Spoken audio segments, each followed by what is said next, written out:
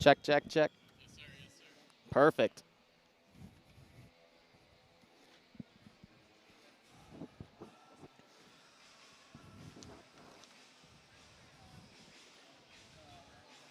One, two, three, four, five, six, seven. Yeah.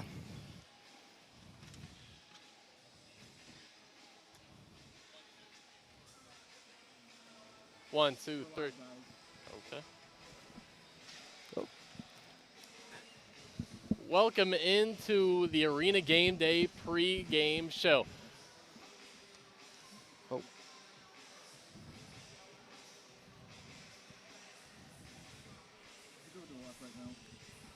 Let's scooch over a little bit. All right, there we go. We're good. What's your full name? Daniel Zons. Daniel Z-O-N-S. Zon. I don't know why I spelled it for you.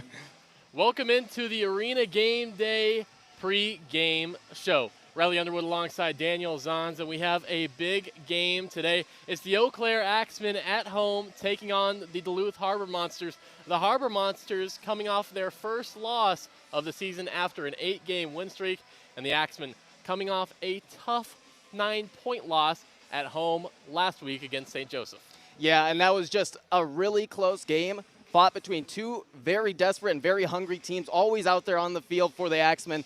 Devon Ford had a great game, as well as a multitude of other players, but they just could not pull off that comeback against St. Joseph's. The Goats were just too much, and they got their first win of the season, but you have a chance today to right the wrong there and take on your Duluth Monsters to try and get another win on the season. I don't know if they're my Duluth Monsters, but I mean, they're the league's Duluth Monsters, the defending champions. I mean, they struggled last week. Hassan Brockman hadn't thrown an interception all year long. Last game, he threw 4 of them, so it was a game of turnovers. They had a chance at the very end to win it, but they didn't. So before we get into this game, break it all down, let's get into last week's highlights and see how those games went.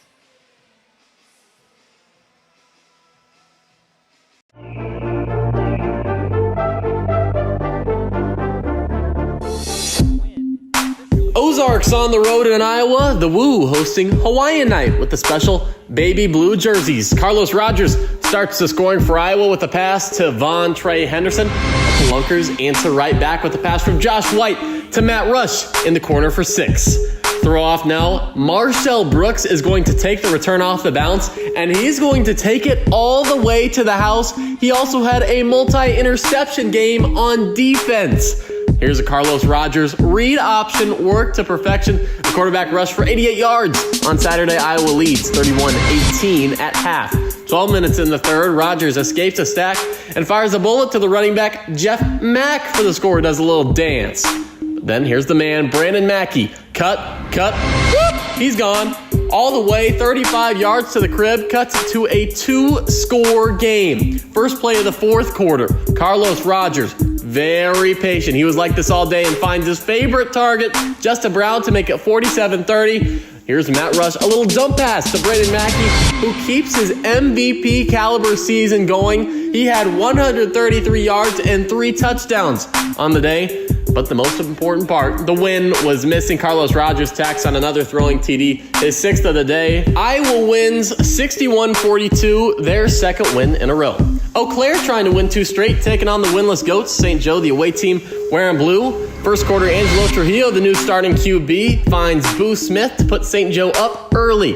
Later in the quarter, though, Wade Freeman gets it up to Mo Strong to give the Axemen the lead back.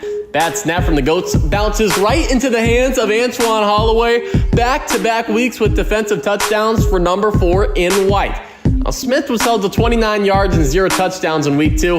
And that would not be the case against Eau Claire, and this score would not be the last time you'll be hearing his name. 20 seconds left in the first half. Freeman steps up and finds Mo Strong. Big score to give the Axemen a 26-20 lead at halftime. Joel Shaw working from the Wildcat where he's best. Escapes one, breaks another. They finally bring him down at the 5. Wait, no they don't. He keeps them pushing for an early play of the year nominee and the score. Eau Claire up 32-20. Trujillo and the Goats, though, trying to mount a comeback. He's going to escape a sack and find Ryan Martinez back by the boards for a score. And not so fast, says Eau Claire. Freeman connects with a streaking Boom Williams, who gets the crowd fired up. But St. Joseph would string together some scores, and you can guess who it is. It's the Angelo Trujillo Boo Smith connection that resulted in a whopping 8 touchdown passes for Trujillo, with 6 of them ending up in the hands of Smith. Goats up by 9 with a minute to go in the game. Freeman trying to get a quick score, but Clarence Taylor gets in the middle of that one and runs down the clock. The Goats kneel it out and win 55-46 on the road in Wisconsin. We head over to Duluth, where Hot Springs came in attempting to upset the only unbeaten team left in the league. The newest wise guy, Quavon Hicks, takes the handoff and rumbles into the end zone to make it 6-0 Hot Springs. That was the lone score by either team in the first quarter. And the game plan for Hot Springs was to pound the ground, and they did a lot with their quarterback, Jordan Ambrose. Wise guys up 18-15 at halftime. Ambrose QB draw goes all the way untouched. The quarterback rushed for 184 yards and 2 scores on the ground. Nothing going the Harbor Monsters' way. Hassan Brockman came into the game with a perfect slate, 12 touchdowns and no picks. He threw 4 of them against Hot Springs. This one's to DeWandre Crockett to set up a Jordan Ambrose touchdown pass as he rolls out and hits Lou Dorsey. The vibes are high and the wise guys are cruising up 31-17. All of them are dancing in the end zone. Harbor Monsters need a spark, and well, Duron Maxwell, he decides to give it to him, takes off the throw off, shows off the move, stutter step, all the way to the end zone. Sosa shows off to the crowd, but he says, calm down, work's not done just yet, because the wise guys would answer right back. Under 2 minutes in the game, Jordan Ambrose extends the lead to 13 with a pass to Aaron Dilworth. Hassan Brockman does find Jamal Couch with 1:30 left, but really just stat padding if you don't get the onside play conversion after. It's 1 play to go, 20 yards to extend your chances. Brockman rolls out and absolutely launches a dot to Nathan Cromie. That's his first catch since last season. And all of a sudden we have a ball game again. Duluth down by 6 with 4 downs and 1:20 to score. First down handoff to Darius Morrison. Can he get in? Not quite, but now it's 2nd and goal from the 1. All but a formality to tie it up. They decide to pass. Brockman has time, and it goes right to a wise guy. Vishon Palmer goes all the way back for a pick 6. Hot Springs stuns Duluth on the road and wins 43-31. So after week 3, there are 3 teams that are 2-1 and 3 teams that are 1-2. Of course, everyone will have a chance to influence their place in the standings this week. Ozarks is on the road at Hot Springs, Iowa on the road at St. Joseph, and of course, Duluth on the road at Eau Claire. But right now, Iowa, Hot Springs, and Duluth all tied up atop the standings.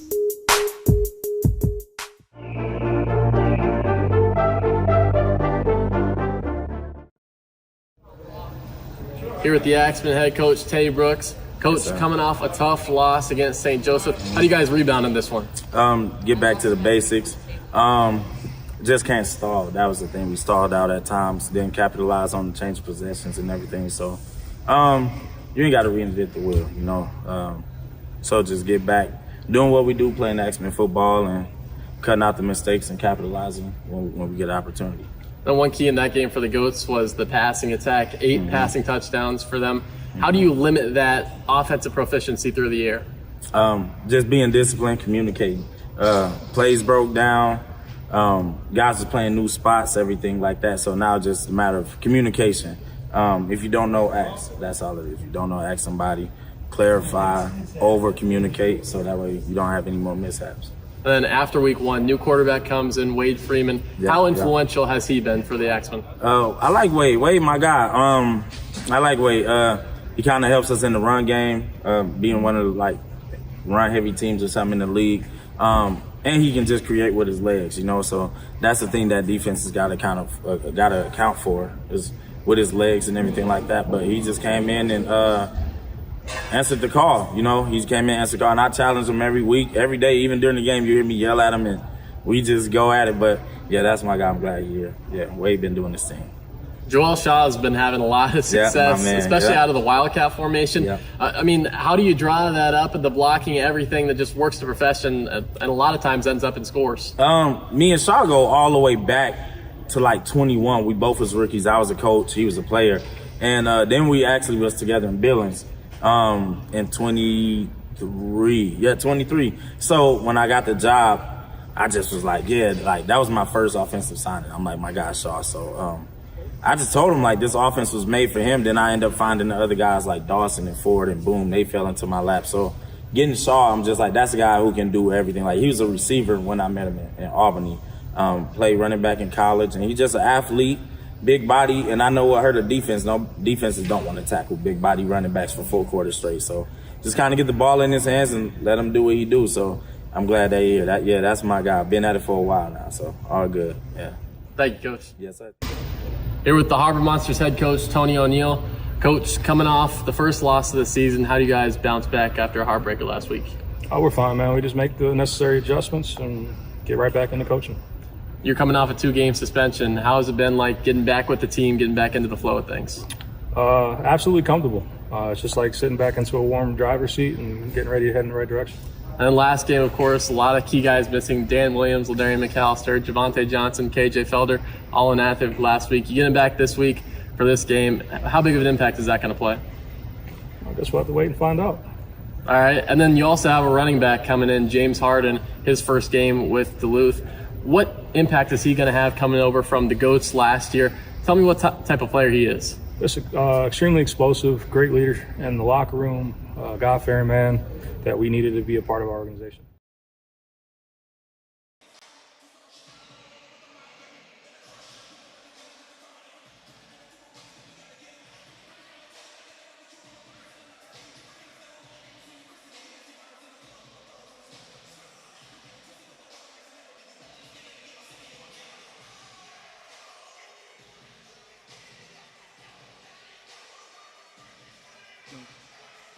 And head coach Tony O'Neill is coming off his 2-game suspension.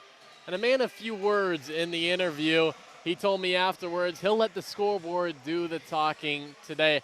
Michael Johnson was the interim head coach when O'Neill was suspended for inappropriate comments made on Facebook. Johnson went 1-1 in his time stepping up as the head man. Tay Brooks on the other side for Eau Claire. I mean, boy, when you watch him, you'll see him today. He gets fired up on that sidelines. He had some high praise for his running back, Joel Shaw, who's really stepped up these past few games. Absolutely. And I mean, when you talk about Joel Shaw, I mean, the numbers speak for itself, to quote the great Duluth coach, of course, but they also really don't tell all of the story either. He's quite literally a video game character out there on the field. The way he moves around, the way he's able to just get by defenders and just jump, do a little twirl and still pick up 5 to 10 extra yards after the contact. I mean, come on. What else can you expect from a great running back like that? Well, he can play a little quarterback, too. He takes a lot of those snaps in the Wildcat formation. You know, a short touchdown pass 2 games ago, along with that.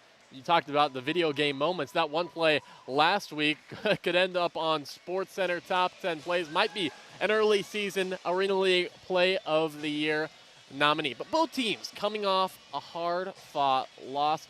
Of course, Duluth, they were expecting to win against Hot Springs, and they had it. They were so close. They could have tied it up in the final seconds as the lights dim out here in the Sonatech Event Center. But a final interception just threw the game away for the Wise Guys, and the Wise Guys came home with the upset victory. Here in Eau Claire, this is the first ever matchup between the Harbor Monsters and the Axemen. Just 140 miles separate the two teams, and boy, is it a venue here in Eau Claire. It opened just under a year ago, the Sonatag Event Center on the campus of Wisconsin Eau Claire, and the Axemen still looking for that elusive win here at home, and today could be a really trend-setting victory if they can get it on the right page. Oh, yeah, and I mean, we already talked about it before. Both these teams are very hungry to just bounce back after their last loss. The Eau Claire Axemen, also a really close game, threw a last interception in the, at the end of the 4th quarter to really seal the game and give it away to St. Joseph's. But really, I think that this team and both the Duluth and Axemen team have shown just great excitement, have shown just great burst out there, and it's just, especially watching these teams out on the field, I mean, there's always at least 1 or 2 plays each game that you're just like, wow, how'd they do that? Where'd that come from? Where'd that magic come from? But yeah, I think it will be an exciting game today. As you had said, the lights dim down, and we're getting closer. It's getting real, and it's getting real for the Harbor Monsters too, because last week it seemed like a lot of their star players, they weren't in the lineup. It didn't seem like it. They weren't in the lineup. No Javante Johnson, no Ladarian McAllister, no Dan Williams, no KJ Felder. You get all those players back today. Nathan Cromie, however, who made that one onside catch in the return, not active for this game. Ahmad Butler also not active. Samson Tyne not active. Tony McCraw not active. So also Gervais Flowers, who has 3 receiving touchdowns in 2 games as a Harbor Monster, is inactive for this one as well. So it's a bit of a rotating lineup for Duluth, but the important part, they get a lot of those key pieces back. They also lose some. So Coach O'Neill, I talked to him pregame. He said he's happy with the squad he has right now. He says obviously the numbers can do the talking, and this is a game they really want to win. You don't want to lose 2 in a row, especially as the defending champions.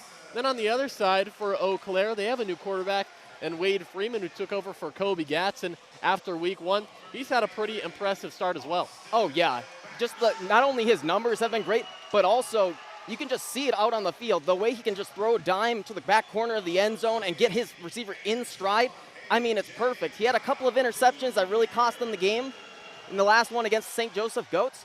However, he really is that type of person to come back strong from adversity such as that and really make a name for himself. He's been making a name for himself this season, and especially having to step up in week 2.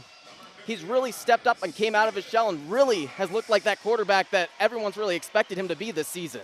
Well, we're just moments away from throw-off here in Eau Claire, Wisconsin. So we're going to step away for a brief moment, but don't go anywhere because we'll be right back for the full game coverage. Thank you for tuning in to the Arena Game Day pregame show. Daniel Zahns, Riley Underwood, and it's an exciting one.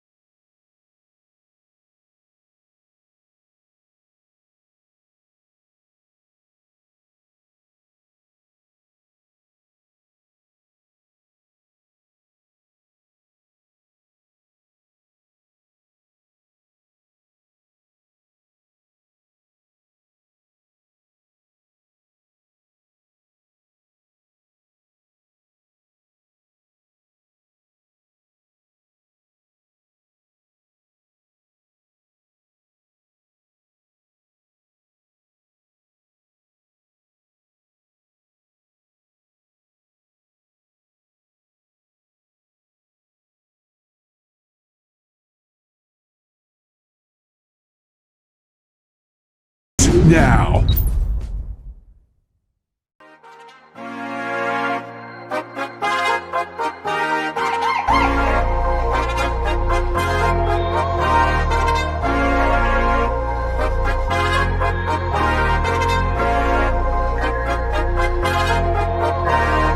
Okay, turn it up, KD.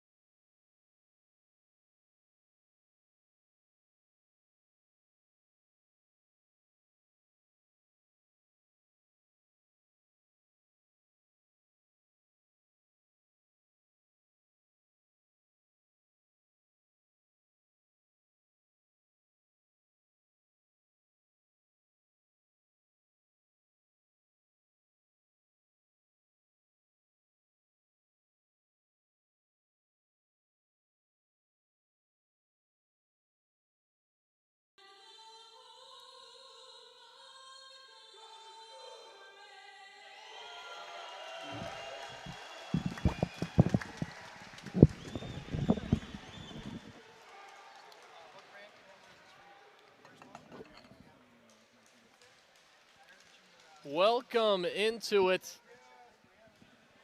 The Arena Game Day game of the week between the Eau Claire Axemen and the Duluth Harbor Monsters. Riley Underwood alongside Daniel Zons. We have an exciting one in store today here at the brand new Sonatag Event Center. And it's been a fun last couple of games for these Eau Claire Axemen, even though it's resulted in a loss and a win. It's still been fun to go out there and watch them. They've been making some great plays. We talked about in that pregame show just how good this team can be, but also Duluth Harbor Monsters missing a couple of players, really trying to get another win in this one despite being shorthanded. The Axemen trying to right the ship from their last week loss. The Axemen lost last weekend against St. Joseph at home 55-46 before they beat the Ozarks Lunkers 49-44, and in their home opener at Hot Springs, they lost 38-24.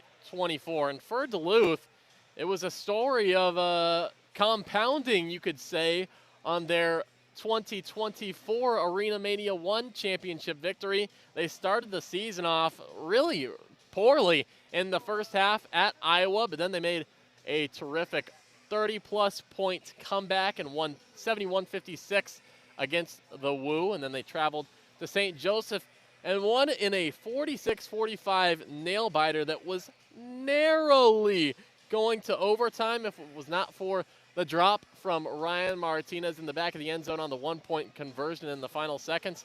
And then last week, it was an 8-game winning streak. Duluth, you are the visitors. You are going to call it heads or tails? 31 tails. Loss Duluth calls tails. Against Hot Springs. Alex is going to throw the coin. He's going Really to throw it up in the gone air and let it hit either the way. ground, They came okay? back You got at the that, very Alex? end at the Here you go, my 1 man. yard line, Throw it up second in and the air. goal. They Tails had for a Duluth. minute Go ahead. And 1 yard and 3 It downs is heads. to punch Eau it into Claire, the end you've won zone the to toss. force What would the you like tie to and do? maybe even the win. You're going to defer? Then Hassan Eau Claire's Brockman won the toss threw and elected a to pick six defer. to end the game. You Wise want to guys receive the football? went into Okay. Minnesota. Which way do you want to and throw? Upset. You're going to throw this one. Let's spin around over here. Come over here to Jordan Eau Claire. Ambrose has just been great Alex, for you those come with Wise me. guys too. It's been an All interesting right. up and down season for a couple of Duluth's these gonna teams, but receive in I this mean end everything. zone. We Good have luck such today, a short gentlemen. season here in the Arena Football League. Good It job. could really go either way. All you have to do is just really heat up at the right time going into the playoffs. Yeah, Hot Springs exposed the weakness on Duluth's defense, and that was the running game. Ambrose, the quarterback for the Wise guys, rushed for over 200 yards in the victory. That was the most in his career and the most by anyone this season in the Arena League. Of course, on the other side, against Eau Claire, against St. Joseph, Zach Trujillo, the new quarterback for the Goats, threw 8 touchdowns in the win, 6 of them to the reigning MVP, Boo Smith. So it was the aerial attack that got the best of the Axemen last Saturday. Yes, it was. And also, Trujillo was just so dangerous on the ground. Whenever the St. Joseph Goats needed 5-10 yards, 4th down, 4th and 5, 4th and 10, he was just able to make things happen with his legs, make that magic happen, get up the field, stay in the hash marks, and still be able to get 10, 15, 20 yards per run. He is just a very dynamic, very scary quarterback. The Eau Claire Axemen struggled to stop that on defense. While they did have a couple of turnovers and had some great defensive highlights, they were not able to stop that Trujillo attack. But also, not only that, Boo Smith just could not be contained. Boo Smith was just all over the field. No matter where he was, somehow Trujillo was able to find him.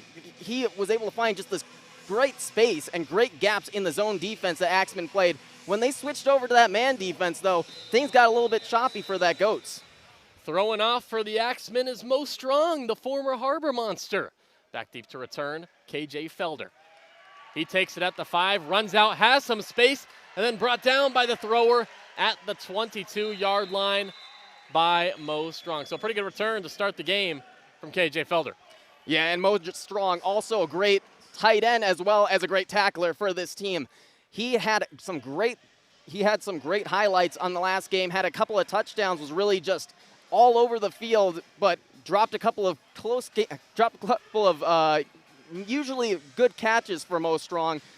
Just could not corral a couple of them and ended up really leading the way to ending the game for the Axemen.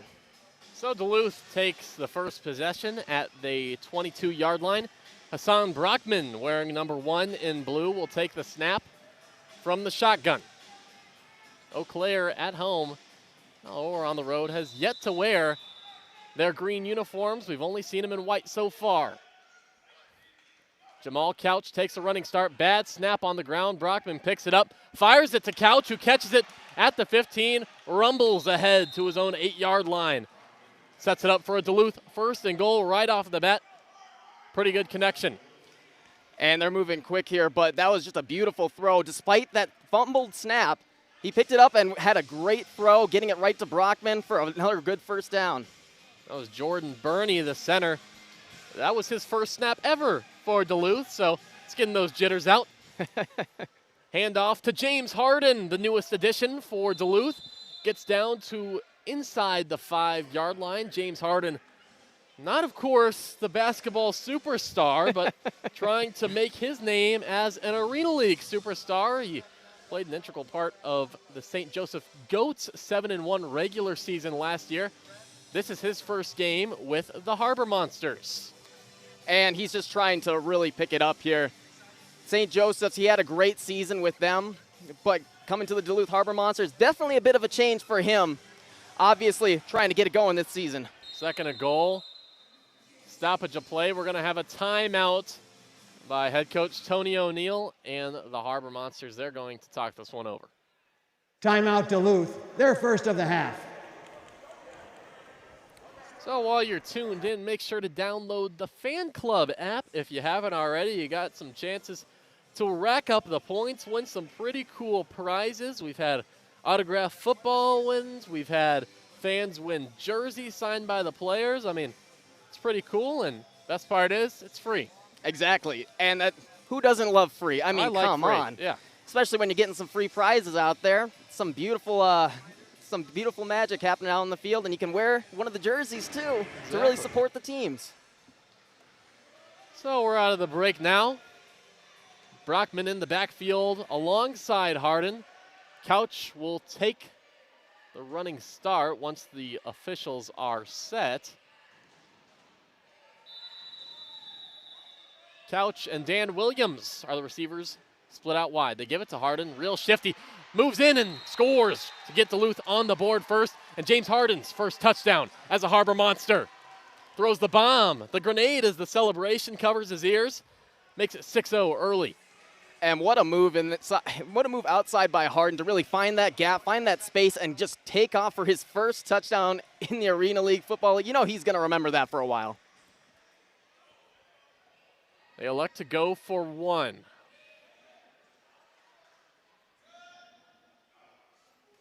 Another bad snap. Gets it off to Harden. Makes a man miss, but a herd of Axemen corral him and shove him into the wall. And he only gets a yard, and that's a failed one-point conversion. And that's what Duluth usually does best, is the one-point conversions.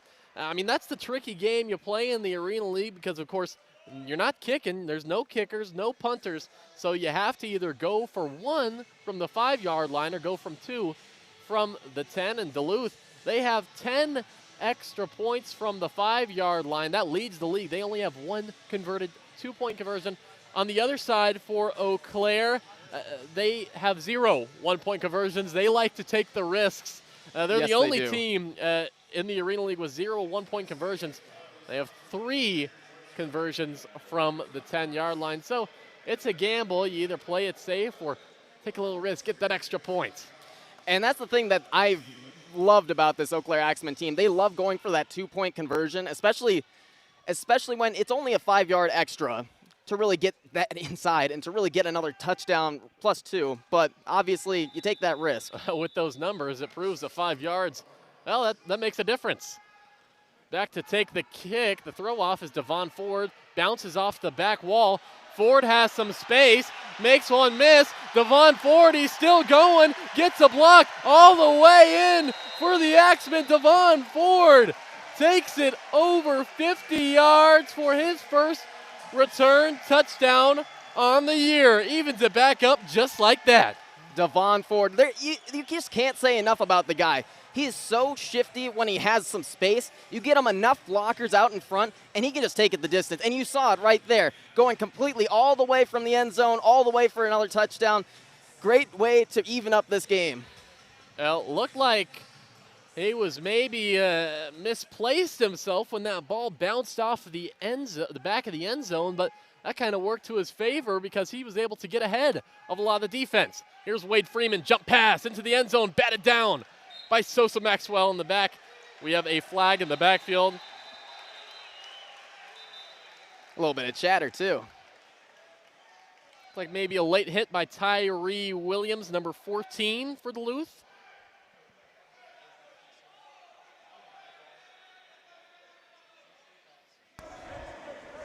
Personal foul, roughing the passer. Defense number 21. Half the distance to the goal. Replay the try for 2. Well, now they'll have to take it from the 5. So they say number 21. That would mean Zach Hannibal picks up the roughing the passer penalty, excuse me. So they'll try the 2-point conversion from the 5 now. Wade Freeman at the quarterback spot for Eau Claire. Sends Strong in motion. Whistles blown, flags out. False start. Offense, number 4. 5-yard penalty. Oh, that pushes them right back. We're back where we started. Just a little reset there. Give you 5 yards, I'll give it right back. So the 2-point conversion again at the normal spot at the 10-yard line. Freeman looking, moves to his left, crossbody throw, finds Ford in the end zone for 2. And that gives the Axemen the lead. And Devon Ford, Mr. Right there, right in the right spot again. Got that kick return, even though it took a weird ricochet off the wall, but was able to get this catch, found his spot in the zone. Despite Wade Freeman not having anyone open, he was able to dance around and find his guy. They saw Ford streaking in the back of the end zone across the field. Cross-body throw, and if you're Devon Ford, number 1 for Eau Claire, there's not much more of a better 3.5 minutes to start a game that you could hope for. No. And he's been kind of that guy for them this season that's really been able to make some stuff happen. I mean, I talked about it before. Once he gets just a little bit of space, he's really able to make everything happen just with his legs. He is quite the quick guy. Applebee's All You Can Eat is back, featuring the chicken tenders you've always loved, plus double crunch shrimp and riblets, all served unlimited for just $15.99, only at Applebee's.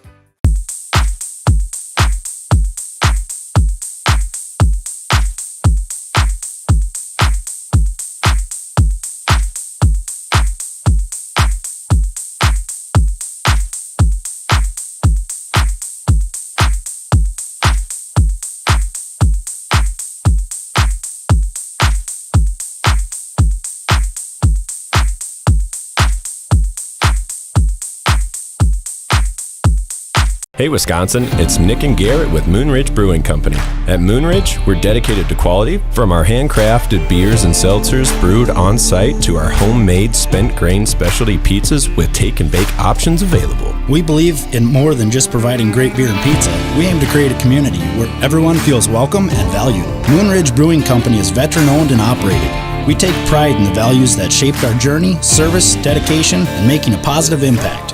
Learn more at moonridgebrewery.com.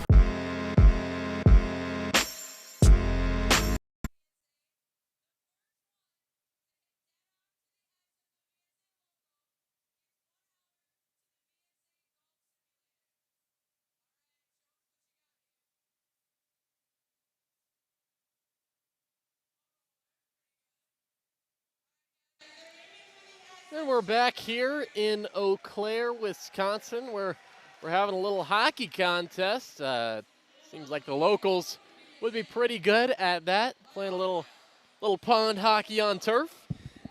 Hey, I mean, that hockey culture is quite, even in football season, we still have hockey. This is how much Eau Claire loves its hockey teams. And seeing this game here, it looks like they're having some good fun down there. Today was the warmest day of the year so far in Eau Claire, reaching upwards of 93 degrees. It's feeling like summer. You can say that again. I feel like everyone here was sweating the entire day. No matter where I was going, someone was just not having it with the weather. However, still very beautiful I out. love it, man. I love it. Oh, yeah. Most strong for Eau Claire is going to handle the throw-off duties. Back to return, KJ Felder. He's back from a one-game absence. He did not play in the loss to Hot Springs.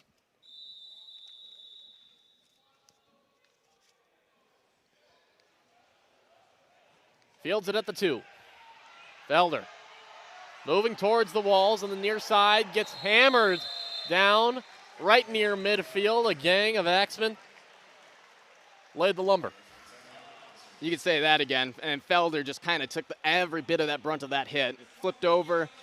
But glad to see we had a couple of injuries in the last game. Was really happy to see a lot of them all came back onto the field. Just really hoping for some good stuff this game. But so far, we've seen a lot of penalties already. In just the start of this game, already, I believe, 3 penalties right off the rip, and 2 of them came on an extra point. Pretty good return, about 20 yards from Felder. Brockman takes a snap, lone man in the backfield, launches it deep. He has Felder just past the fingertips. He had him open, just airmailed him just a little bit.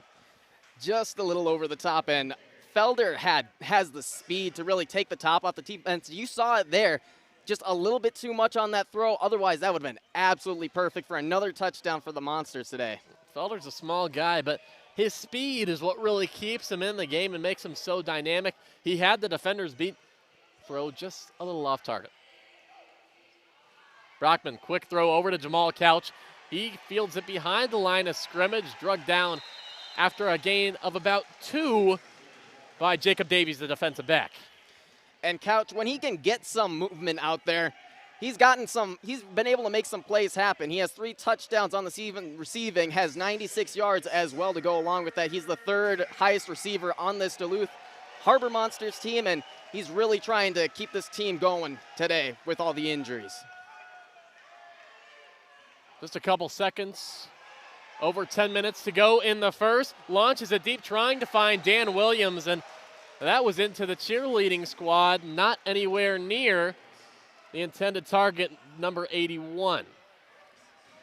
And that was just a great move, by the way, a great move by Hassan Brockman in the backfield to dodge a defender. But obviously, once you get that pressure going, sometimes it just slips out on you, and that ball just went flying into the cheering section. Boy, Williams was visibly frustrated. He was wide open from the start of that play. Of course, Brockman faced some pressure. He's going to have a clean backfield now, steps up in the pocket. He decides to run. He makes a couple people miss. One more. Oh, my goodness. Nice play from Hassan Brockman, just gliding through the defense. And that's just kind of what he does best. He is very dynamic as a player. He can beat you on it. He can beat you with his arm, but he's even better with his legs, able to just make some magic happen, really able to run, especially once he gets a little bit of space.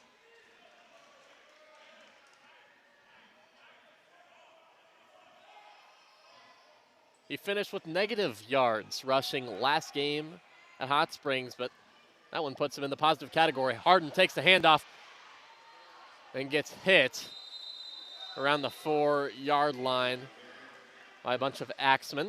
So that will bring up a second and goal, excuse me. And Harden just trying to really push his way in there. Didn't really have much room to get in. Got himself down close to that 2-3 yard line and just nothing but Axemen there. So Harden checks out. The more powerful running back, Darius Morrison, checks in. Demo takes the handoff, rumbles into the end zone for a Harbor Monsters score from 4 yards out. Darius Morrison gets his first score of the day. And Morrison, what can you say about what else can you say about this guy? 106 yards on the season. He's almost averaging 5 yards a carry. Very good, by the way. Got his first touchdown now of the season rushing for the Duluth Harbor Monsters. can be a very good guy, especially with that blocking. That was some great blocking up front. Sure was. Open up the hole, and Morrison finished it off.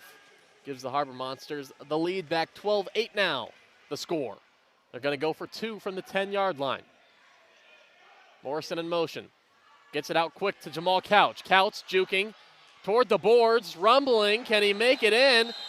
Not quite, and he's going to get pushed over. Have a couple extracurricular activities going on by those boards, and results, 2-point conversion, no good. And the weather's not the only hot thing out today. I mean, these two Extra teams point have is no already good. been fiery to start this game off. A lot of chatter, a lot of pushing, a lot of shoving. Both teams really wanting this win today. That was an interesting play call to go if you're going from 2 from the 10-yard line. Just a little screen pass to not the fastest receiver, but certainly one of your biggest. Thought would be he could just make his way around and power his way into the end zone, but just a few yards short. Yeah, and I mean, that's the thing, too. He really looked like he was going to get in there. He broke through that one initial tackle and then really tried bulldozing his way through, but just nothing going.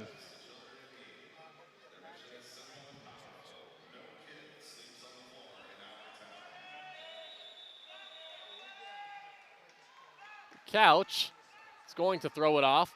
Ford, who had that return touchdown in his first attempt, tries again, but this time he's not going to get to the end zone. Wrapped up by Tyree Williams around the 15-yard line.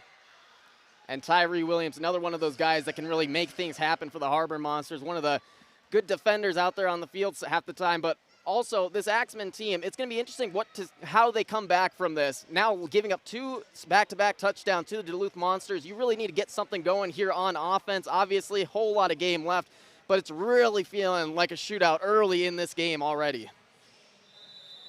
We're just about 7.5 minutes into this one. Harbor Monsters with a 4-point lead. Freeman sends his receivers in motion. Play action, he's going to take it himself down the middle, and he gets tackled by the legs. Just a couple yards past the line of scrimmage by Dante Mason. Mason led the league in tackles last year.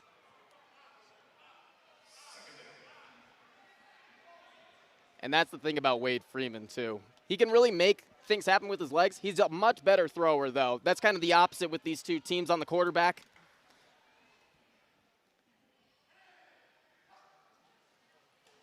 Hands off. That's the big Aaron Dawson, and he gets swallowed up in the backfield by Dante Mason. Dante Mason making it happen again for this Duluth Harbor Monsters defense. And I mean, just the way this Duluth Harbor Monsters team can just swarm around the football. It didn't happen in the kick return that Devon Ford had gotten over, but they've really shown their an improvement on defense so far. Wade Freeman feels the blitz, sidearms it, trying to hit Dawson. Helmet comes off. The hit again delivered by Mason. We've been calling his name a lot. 3 plays in a row, incomplete. and 3 plays that Dante Mason has made for Duluth. And that was just a great hit that Dante Mason had. Helmet came flying off for the Axemen player.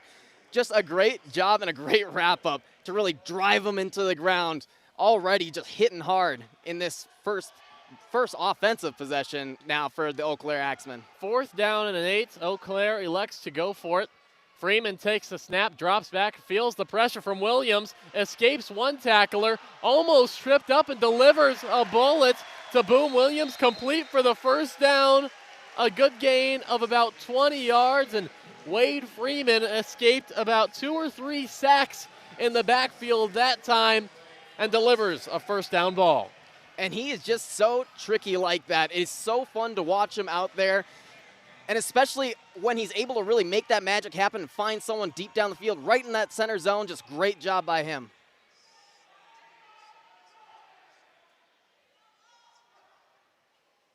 Freeman, play action, ends up giving it to Dawson, who gets tripped up by Mason at the line of scrimmage. Boy, Dante Mason, he is having himself quite the drive on defense, number 2 in blue. Yeah, already 3 tackles to go in this game, in just this possession here for the Eau Claire Axemen. Just been everywhere on the field, Mr. Everywhere.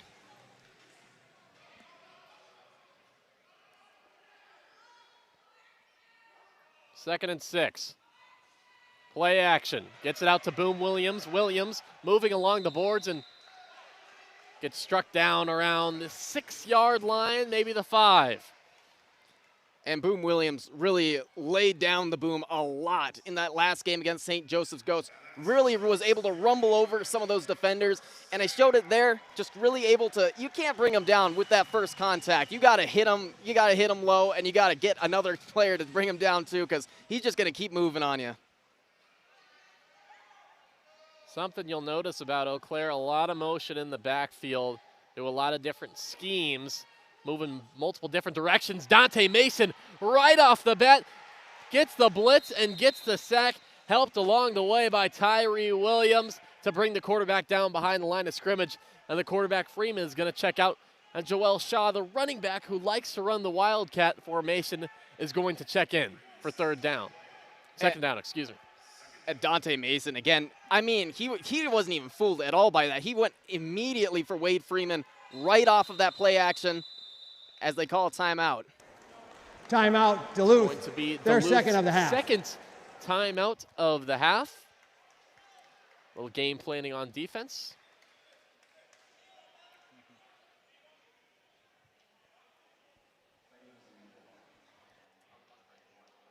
When you're in a pinch and need a meal fast, turn to your local Super One Foods. Super One is proud to offer convenient, delicious grab-and-go food options that are sure to satisfy even the picky eater in your family. Stop by your neighborhood Super One Foods, serving you lower prices and better choices.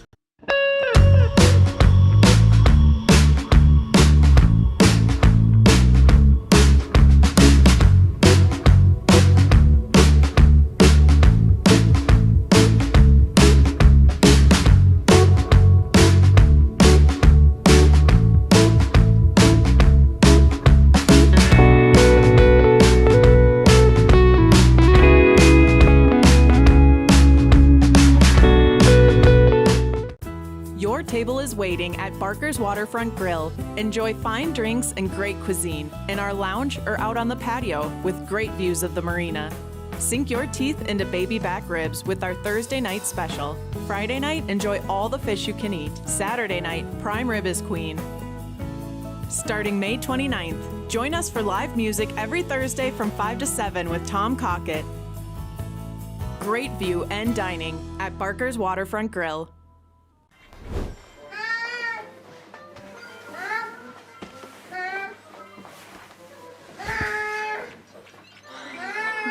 Bored. When you need a little fun, head to the Pizza Ranch and Fun Zone Arcade. For good food and good times, make it a buffet day and a play day. Have all your favorites and all kinds of fun. Make it a buffet day at the Pizza Ranch and Fun Zone Arcade. Callaway there, but going back and backtracking to the man, the myth, the legend himself, number 7, on the Eau Claire, Joel Shaw, he had to come in for Wade Freeman when he got injured in the last game and had multiple possessions where he was not only running the football, but he was also making some passes too. And he made some great passes out there. Not in right now for the Axemen, though. Right, Wade Freeman will be taking the snaps, the regular full-time quarterback for Eau Claire. Referee starts play. Sel Holguin, the center, that takes a snap. Freeman gets it out to Williams, reverses field, goes back toward the wall, and gets tackled around the 4-yard line. And that was just a great move by Williams to pick up just a little extra yardage, a little more extra yardage there. Kind of got stopped right away, but was able to kind of turn and make a little movement happen. Got right there to about the 5-yard line and sets him up pretty well for this third down. Freeman facing blitz, fires one up. Incomplete in the back of the end zone. And some great coverage there by the Duluth Monsters. Just really all over. Dante Mason also in that too. As you can see there, a little pushing, a little shoving, but that's just kind of the way that Mason plays. He wants to get into your head. He wants to make sure that you are not going to be really calm and collected throughout this game. And, man, we've seen it. Tyree Williams, number 14, applied the pressure to force the rush pass. They'll bring up a 4th and goal now from the 4-yard line. Duluth jumps the snap. Free play now for Eau Claire. Fires it sidearm. Connects with McSweeney in the back of the end zone for an Axemen touchdown.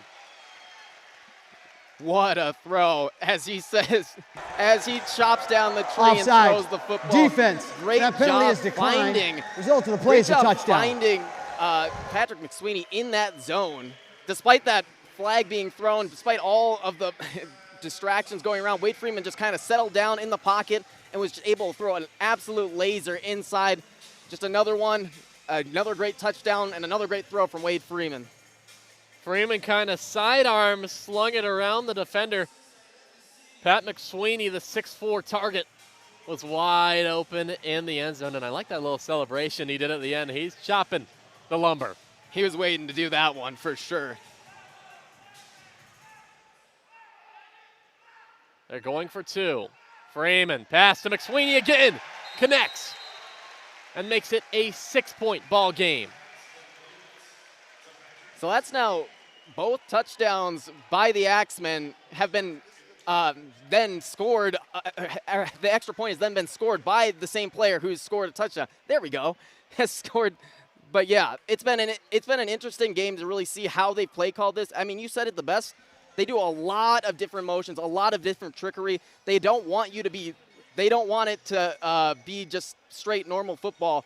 They're going to use every asset at their disposal to really find a touchdown and find that gap in that defense. Especially if it's zone, it's going to be really hard to cover a team that zips all around the field like they do. So Eau Claire takes an early 16-12 lead. 2 minutes remaining in the first quarter here in Eau Claire, Wisconsin at the Sonatag Event Center. And a lot of fans here today on both sides of the football. You can see a lot of Harbor Monsters that made the trip over from Duluth, as well as Eau Claire Axemen, all in their white in the white and also in the green and orange, which, as you said earlier, we haven't seen yet this season. But man, when they rock those green and orange, it's going to be spectacular. Duluth, the defending Arena League champions last year. Eau Claire in their first season with the league. This is the first matchup ever between the two teams. 140 miles separate the two most northern teams in the TAL. Strong throws it off. Harden back to return, fields it at the goal line. Trying to make defenders miss, no can do. Drugged down around the 7 or 8 yard line by Austin Bacher. Bacher just all over the place on that one. Great form tackle to get him out of bounds and just could not make anything happen on that return. Swarm in defense from the Axemen. Let's see if they can carry it over into this next drive for the Monsters. Hassan Brockman, the quarterback for Duluth, last week threw for 124 yards, 3 touchdowns, 4 interceptions.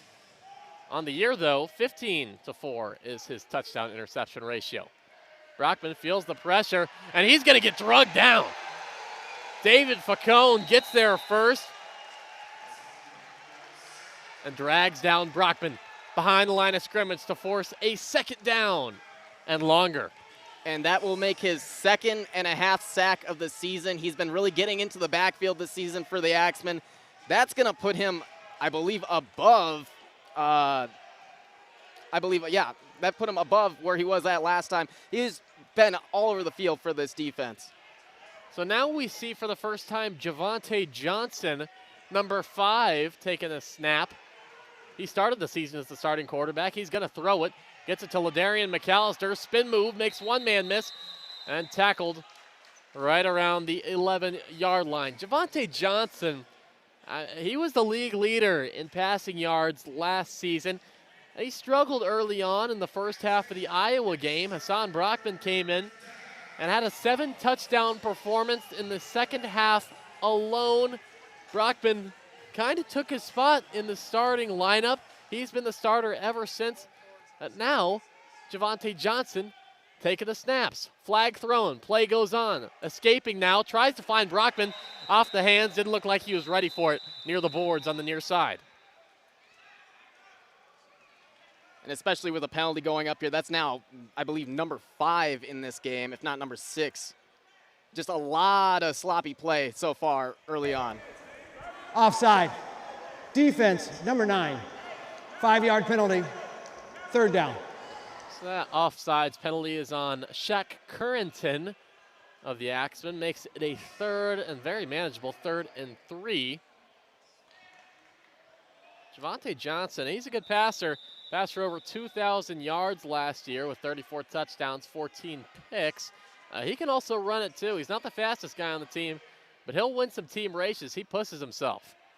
He takes a snap. Looking, fires, caught at the 23-yard line by Jamal Couch. And Couch again.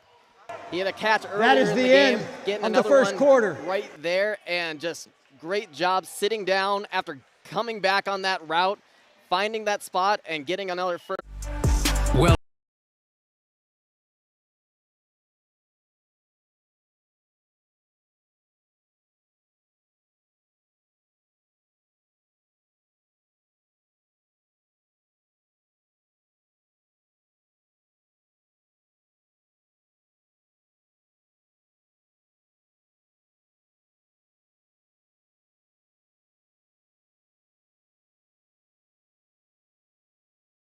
in the quiet moments before dawn, champions are made. Every fan, every athlete, every moment counts. It's not just a game, it's a passion that unites us, drives us, and makes us strive for greatness. Greatness is wherever fans connect and call home. We believe in the power of the community. We believe in turning passion into action. We bring fans closer and transform loyalty into unforgettable experiences. Join us. Make every moment matter. Fan Club. Get your fans in the game.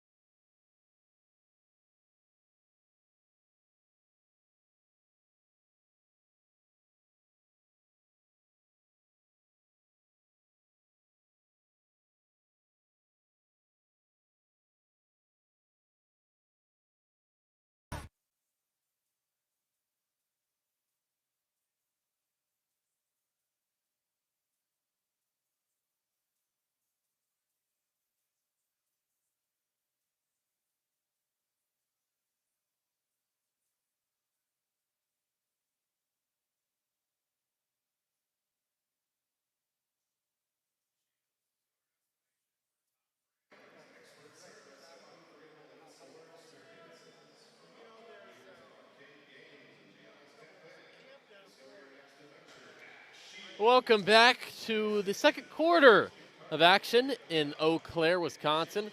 Riley Underwood alongside Daniel Zahns. Harbor Monsters have possession. Eau Claire, though, has the 4-point advantage. 15 minutes down, 45 to go.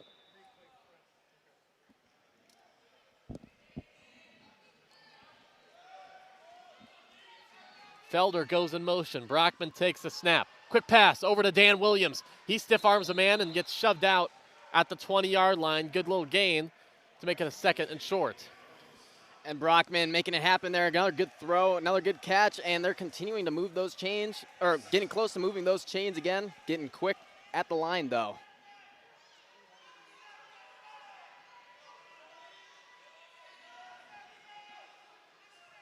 Felder takes the handoff. Speeds down the middle, gets a first down and a couple yards more. 16-yard line. And just a great move by Felder to just get another first down. And this Duluth Monsters team has been absolutely moving on offense. Despite their inactives, they've still been able to push on, and it really feels like they haven't even lost a step out there. Well, they get a couple skilled players back. Dan Williams, the wide receiver, back in action. Brockman, handoff to Darius Morrison, who gets dragged down by his jersey and then takes a hard hit by Currington. But a good job of escaping that first tackle. Looked like the back of his jersey was getting pulled pretty good there. I thought he was going to get pulled down from that jersey. He had a great grab on it, but Morrison leads number 3 in all teams in the league with the rushing yards. He's just a great dynamic player to have in that backfield. Yeah, it looked like Austin Bacher Had him by the backside, but Morrison kept those legs churning. Snap on the ground, Brockman picks it up. Grant applies pressure, gets it over to Ladarian McAllister on the near side. Went out of bounds around the 2-yard line. That moves the chains, makes it 1st and goal. And a great job to just avoid that pressure and just almost a no-look pass, sidearm to get close to another 1st down. Harden in the backfield with Brockman. He takes the handoff. James Harden gets stood up, but then powers his way through. What a second effort by James Harden to get his 2nd touchdown. The ruling on the field is a touchdown. And I mean, that was right dead in his sights. I mean, talk about a great form tackle by Joe King, but just an even better job by Harden to just keep moving over the top and get in for a touchdown. His 2nd of the day, and it comes with some extra sauce. Deciding whether to go for the 1 or for the 2. Brockman wants to go for the 1, and that's where he will take it from the 5-yard line. Way to keep those legs moving. James Harden, he did not go down at first contact. Brockman pumps, escapes, fires, caught in the back of the end zone by Marcus Sessoms for the conversion. Just another great throw again. Finding his man inside. Got him right between the defenders. That's another one there. And you got to just give it up to Brockman. He really commands his team out on the field. Great communication. He's always talking, no matter what. He's talking to his coaches. He's talking to his players, making sure everything is lined up, everything's ready. And now gave the Duluth Harbor Monsters another lead here in this game. We've been going back and forth with these lead changes. It's getting me dizzy. Stephen Thomas was applying the pressure. Jordan Burney was the man blocking and held him up for just long enough for Brockman to escape and fire a pass to his man, the tight end Marcus Sessoms, in the back of the end zone. So it makes it a 19-16 game, 3-point lead for Duluth. Jamal Couch, the lefty, is going to throw it. This one's a shorter one, fielded by Ford at the 6-yard line. Sutter steps, runs, and gets a huge hit laid on him by Dante Mason, but not before he gets a good return to set up the Axemen in good field position, starting off at the 22-yard line, just 3 yards away from crossing midfield. And something to watch, Tyree Williams a little slow to get up. Really hoping that he is able to continue on this game. It looks like he's doing fine out there. Great to see. So the running back, number 7, Joel Shaw, is going to take the snap. Quick play action. Goes up the middle, dragging defenders. Good for a 6-yard gain across midfield. Dragged down by Michael Austin. Number 33, a new addition this week for the Harbor Monsters. Last week, Bo Chow Lee was wearing number 33 for Duluth, the imports from Beijing, China. But Austin takes his number in his spot, listed as an athlete on the official roster. And honestly, that's a really dynamic position to have there. As another timeout is called here. This one by Eau the Claire. Axemen, I believe. Their 1st of the half. That will be Eau Claire's first timeout of the half. And sure, I mean, he's a big guy down there looking at him with the pink arm.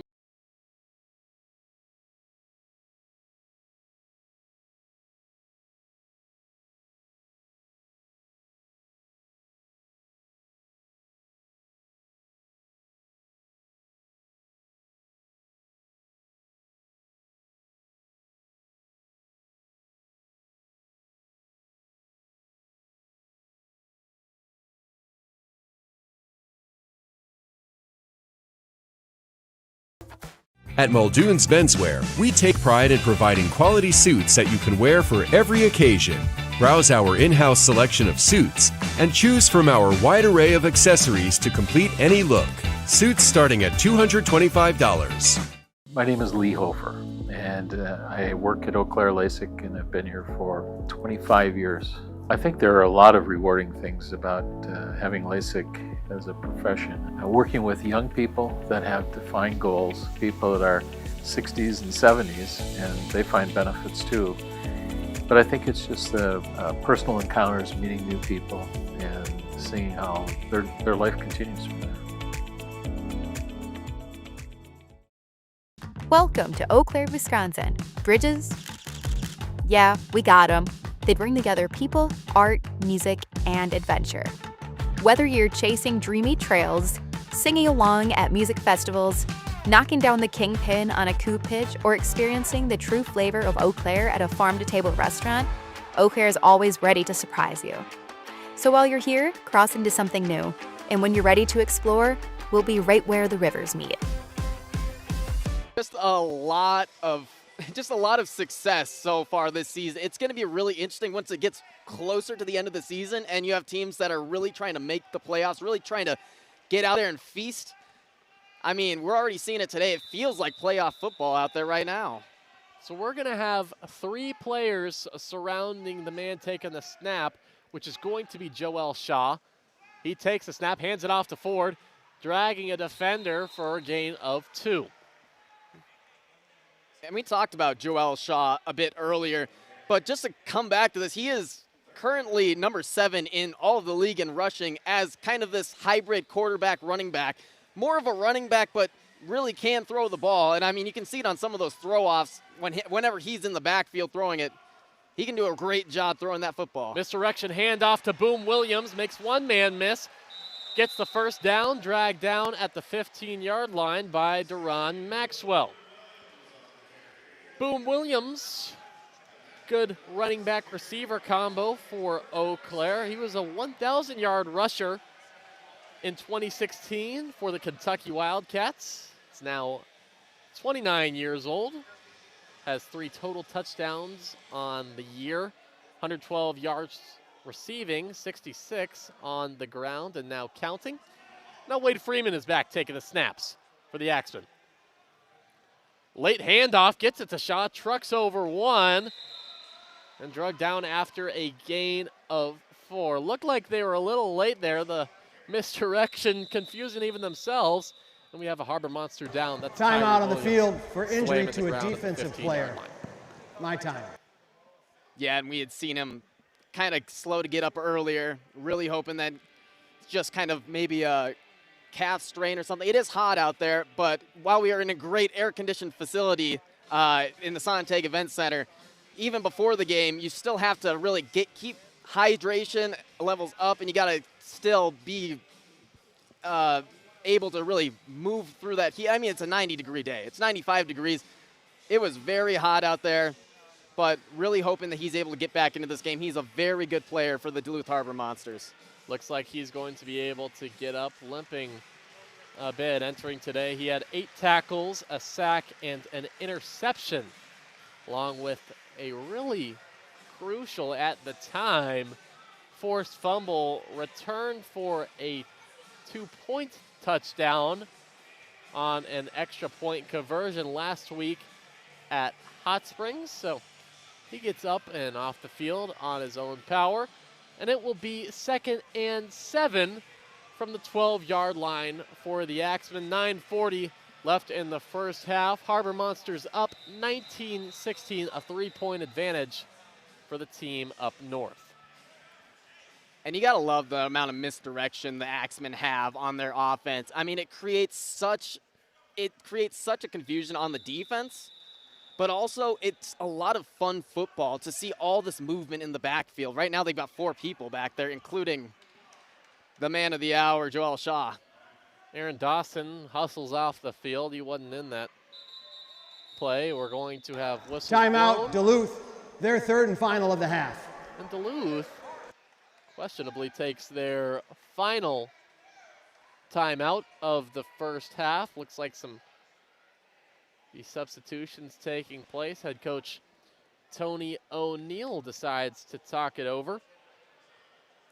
And you said it right. Questionable, especially because there's still 9:27 left to go in this second quarter. And especially once you get closer to the end of the second quarter, those become a lot more crucial. You have the 2-minute timeout, obviously, but still, especially with it being a 16-19 game and how often these offenses have been able to move back and forth on the field, you're going to really need those timeouts, especially in a close game like this one. Michael Johnson handles the defense for Duluth. He stepped in well as the interim head coach during Tony O'Neill's 2-game absence. Of course, Tony O'Neill is a defensive-minded head coach. He gives the players a lot of rein on offense, but his specialty is on the defensive side of the football in his second year. Atop the reins of Duluth. And he is just a very vocal coach to have out there. Just all over. While he isn't very vocal with us per se, he does talk a lot with his team, and you can tell, you can feel the passion just by watching him on the sideline. Got a little off balance. Devon Ford did. His momentum was leading forward. Offense, number 1. Start the play. 5-yard penalty. Snap. Second down. So the running back commits a false start penalty. That pushes him back. It will be 2nd down and 12. And especially with that coming from a football player, sometimes you just anticipate it a little too much and you just really want to get that first step on them. And especially with how this team has moved today, they're all about the speed. They're all about getting off the football and getting some extra yardage on the play. And the way to do that is just really running up the gut. Freeman finds a wide open Patrick McSweeney, but just off the hands. That ball was toward the opposite shoulder, pushing and shoving after the play. McSweeney and Maxwell getting into it. No flags are on the field. And McSweeney almost making an absolute great, amazing one-handed catch there, but bobbled it and just couldn't really get a handle on it. A little tricky there, but just continuously we're seeing just some fiery tension out there, and it's just been all over the place. On not only the Harbor Monsters, but the Eau Claire Axemen, it's been a lot of chippiness in between these two teams. Freeman pumps. Pressure finds McSweeney at the line of scrimmage, and that's where it will end. Pressure applied by Darius Morrison, who has 3 sacks on the year. I almost thought that was a flag down there on the field. No, that was actually a mouth guard in case anyone else saw that little bit of yellow. But just some great defense, great tackling to really swarm around and not allow Wade Freeman to go right up the gut or find someone a little bit deeper. That defensive pressure has been all up in his face. 8 minutes to go in the first half. Quick pass to Mo Strong, stays on his feet, bounces around to the 12-yard line where he is marked down. Mo Strong was a really impactful player for Duluth, the other team, last year. He had 13 touchdowns, which led the team and was tied for 3rd in the entire Arena League. Of course, Boo Smith of the Kansas City, now St. Joseph Goats, had 33 scores, and Ryan Martinez, his teammate, followed right behind him with 22, but then right after that was Mo Strong for the Harbor Monsters. Was wearing the blue and gold, now donning the green and white, wearing number 6. So it's a turnover on downs. Duluth gets a little give and go action from Javante Johnson to Hassan Brockman. Sets up a 2nd down and 6. And especially in this game where it's a 16-19 one, you don't have any timeouts left. You want to be one of the last. You want it to really run this clock out and really get this time down and make it so it's one of the last possessions, but still 7 minutes to go. Johnson gets it over quick to Couch near the 1st down marker. Officials say move the chains. Yeah, he got it up to around the 22-yard line. So You never know what you're going to get when Javante Johnson and Hassan Brockman are lined up in the backfield, because you can pitch it back, you can throw it, you can hand it off. It's basically having two quarterbacks in the game at once. Two good, really good quarterbacks as well, both of them high up on the standings. Bad snap. Javante misfields it and then falls on it. Loss of about 5. So Jordan Burney, bad snap. Johnson tried to fall on it, overshot it a little bit, but luckily the blocks held up and no Axemen were there in the backfield to turn the ball over. Brockman about 5 yards behind Johnson, who will be taking the snap. He'll pitch it back to Brockman. He's looking, he has time, escapes, lobs it up to Couch, who hauls it in. What a catch. Oh no! Incomplete is the call. Wow. He dropped it on the way to the ground. It looked like he had that one hauled in from our angle. Let's see this instant replay. So Johnson pitched it back and then ran a little route, but Brockman just lofted it up in the air and just lost it on the way down. Coverage on that play by Jacob Davies, breaking it up. And a beautiful throw, by the way, just could not come down with that. Couch right in the right position, just had everything there. Just got to make that catch. Took his eyes off the prize a little bit. And Couch, too. He's been a great receiver for this team. He is the third, one of the highest receivers on this team, 15 receptions for him. Here's Brockman, escapes and tries to find Couch, who almost hauls it in with one hand. Another catch in the exact same spot, and it's once again Brockman overshooting the big number 6. And again, just right there, they've been loving that right side of the field. They've been throwing a couple of passes out that way, and especially when they're able to get Couch in space out there, it makes some great magic happen. So that'll bring up a 4th down and 4. Duluth will go for it. Axemen are playing a little bit of a prevent defense, if you will, having 3 defenders back at the first down marker. 4th and 14. They're 4 yards away from the original line of scrimmage. Brockman escapes, fires one deep, and that one's going to be picked off. Picked off by A.J. Brown Jr. in the end zone, doing a little shimmy shake celebration in the end zone. And that turns the ball over. Axemen get it back. Offense, number 56. That penalty is declined. Result of the game. Interception was we place at the 5-yard line. First down, Eau Claire. On Jordan Burney, the center. That one is going to be declined. It will be Axemen ball, trailing by 3 with 4:12 left in the first half. And a great way for A.J. Brown to get his first interception of the season with the Axemen. I mean, a great job just reading that all the way through. Eyes on the quarterback, backed it all the way up, and just takes it right away from the receiver. Beautiful job. Didn't let the receiver moss him. Really wanted to get that catch on him, but great job by Brown. Brockman not very accurate so far today. Freeman takes a snap. Looking. High throw to Strong. Escapes one, but they say he was pushed into the boards, and he will be marked down at the 12-yard line. And that's the tricky thing about the boards there. You feel like they may have caught it in bounds, but really, as soon as you hit that board by another defender, you're out of bounds immediately. A little bit of a judgment call. The referees gives it a little bit of wiggle room.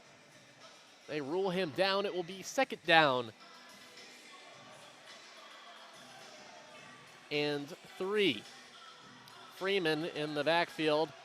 They've got Sinquay Grant, who's going to be streaking. That's Boom Williams. Get it out to McSweeney, quick. Not really going anywhere. Zach Hannibal brings him down. Gain of about 1.5 yards. Gets him a little bit closer on 3rd down. And these screens haven't been so effective for the Axemen. While they have some very fast and dynamic players that can really move around and can really torch the defense, especially when you give them a little bit of space, they just have not gotten the correct blocking and have not really gotten enough room for these playmakers to really make a mark.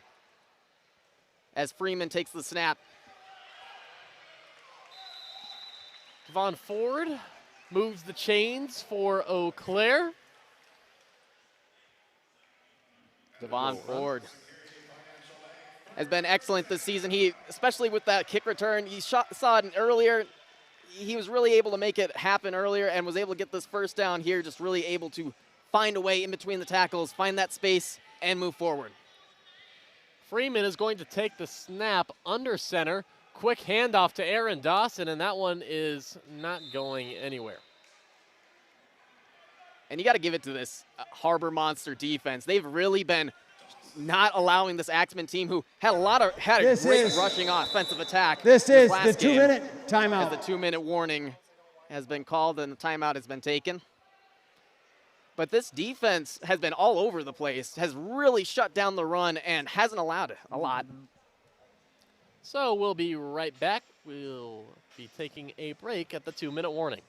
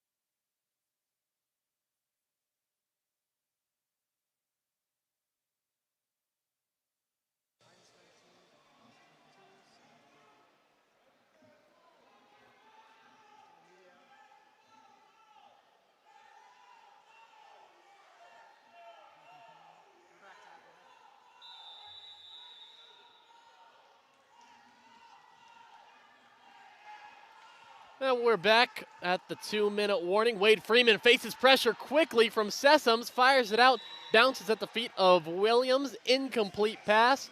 That was all because of Marcus Sessoms applying the pressure along with Michael Austin. 1:55 left in this first half of play. Harbor Monsters up by 3 over the Axemen. Axemen have not scored in this second quarter yet. 3rd down and 9. Freeman faces the rush from Morrison, who brings him down. Darius Morrison sacks the quarterback behind the line of scrimmage. That's 2 great pressures in a row by the Harbor Monsters. That defensive front has just been all over the place, and that's number 2.5 on the season for Darius Morrison. Or number 4, I should say, on the season now. He's been doing great. He's been the number 1 sack leader for this Harbor Monsters team. So 4th down and long now, and Eau Claire. Eau Claire has elected to surrender. It'll be 1st and 10 at the opponent's 15-yard line. 1st down, Duluth. Surrender. So they're not going to risk the 4th and forever inside their own 10-yard line. And they will give the ball to Duluth at their own 15-yard line for a fresh set of downs for the Harbor Monsters with 1:25 left to go in the second quarter.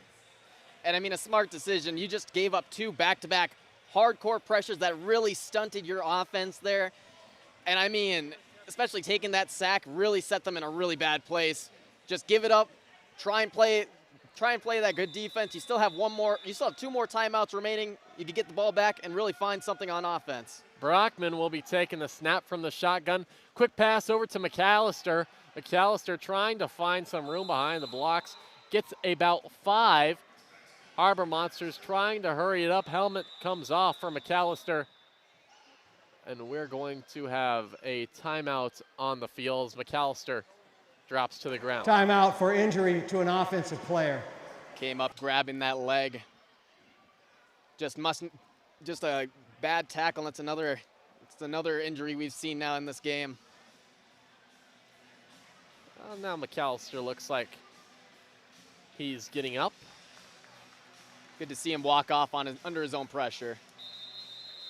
So 1 minute 13 seconds now on the clock. Duluth trying to extend their 3-point lead. The final 73 seconds. The first half. Brockman will take the snap from the shotgun. Felder will be the man taking the running start. Brockman, quick pass, and that bounces about 2 yards in front of Dan Williams. And Williams had wide open space in front of him. Just did a little comeback route, and there's really no one near him, but it's a bad pass. Brockman's had a few of those this game already. I mean, we saw it a little bit earlier with a overshot wide receiver who was wide open in the end zone. He just really needs to settle himself down here with a minute remaining. That ball may have been tipped, but 3rd down and 5, Javante Johnson comes in at quarterback for Duluth. He's forced back, running while he throws, finds Jamal Couch, who runs quickly for a first down. Makes it 1st and 10, under 45 and ticking now. From the 21-yard line, they'll spot it.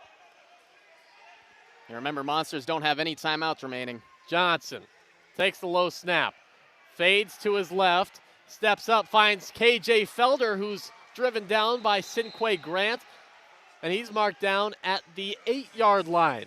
Clock still ticking, under 20 now. 1st and goal, no timeouts for Duluth. Johnson looking, pumping, finds Couch quickly, falls, and he falls into the end zone with 6 seconds left in the half. Jamal Couch with his first receiving touchdown of the day, and that's a big one to close out half number 1. Just a great job by Couch. He has his 4th touchdown now on the season. That's going to put him in second, or tied for second, with Ladarius McAllister on this team. Just really finding a way to make that happen. Even though he got stuffed up, finds his way into the end zone for that touchdown. So they'll go for the 1, another low snap fielded by Johnson. He has plenty of time, rolls to his right, fires crossbody, finds James Harden in the middle of the field for the 1-point conversion. So that puts the Harbor Monsters up by 10, 26-16 with 6 seconds left on the clock in half number 1, but don't count it over just yet because they have a guy in Devon Ford for the Axemen that earlier in the game started it off with a return touchdown. Yeah, he can really make things happen, and especially if you give him just a little bit of space, he can take it all the way to the house, and we've seen it already today. He's a very, very excellent playmaker for this Axemen team. But you'd also have to think, though, will Duluth do some kind of a trick throw to just not get it directly to him, but put maybe corner pooch it in one of the opposite ends to kind of force him to take a bad return? Jamal Couch, the wide receiver who just caught that touchdown pass, will be throwing it off. That's a line drive throw, bounces at the 8, fielded at the goal line for Ford. Ford makes one man miss, gets by another, cuts back upfield. Devon Ford running. He has the men to beat, and he's going to be driven down as the clock expires at the end of half number 1. That is the end of the first half. Eau Claire 16. We will be right back for the halftime show, a little halftime report as the Axemen trail 10 at home.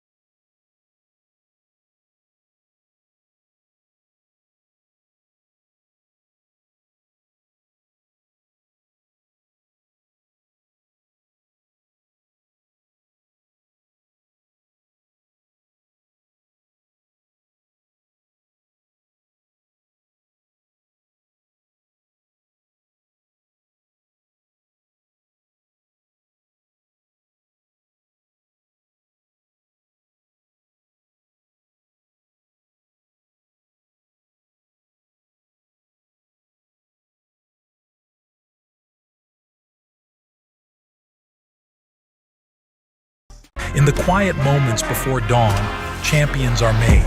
Every fan, every athlete, every moment counts. It's not just a game, it's a passion that unites us, drives us, and makes us strive for greatness. Greatness is wherever fans connect and call home. We believe in the power of the community. We believe in turning passion into action. We bring fans closer and transform loyalty into unforgettable experiences. Join us. Make every moment matter. Fan Club. Get your fans in the game. Well,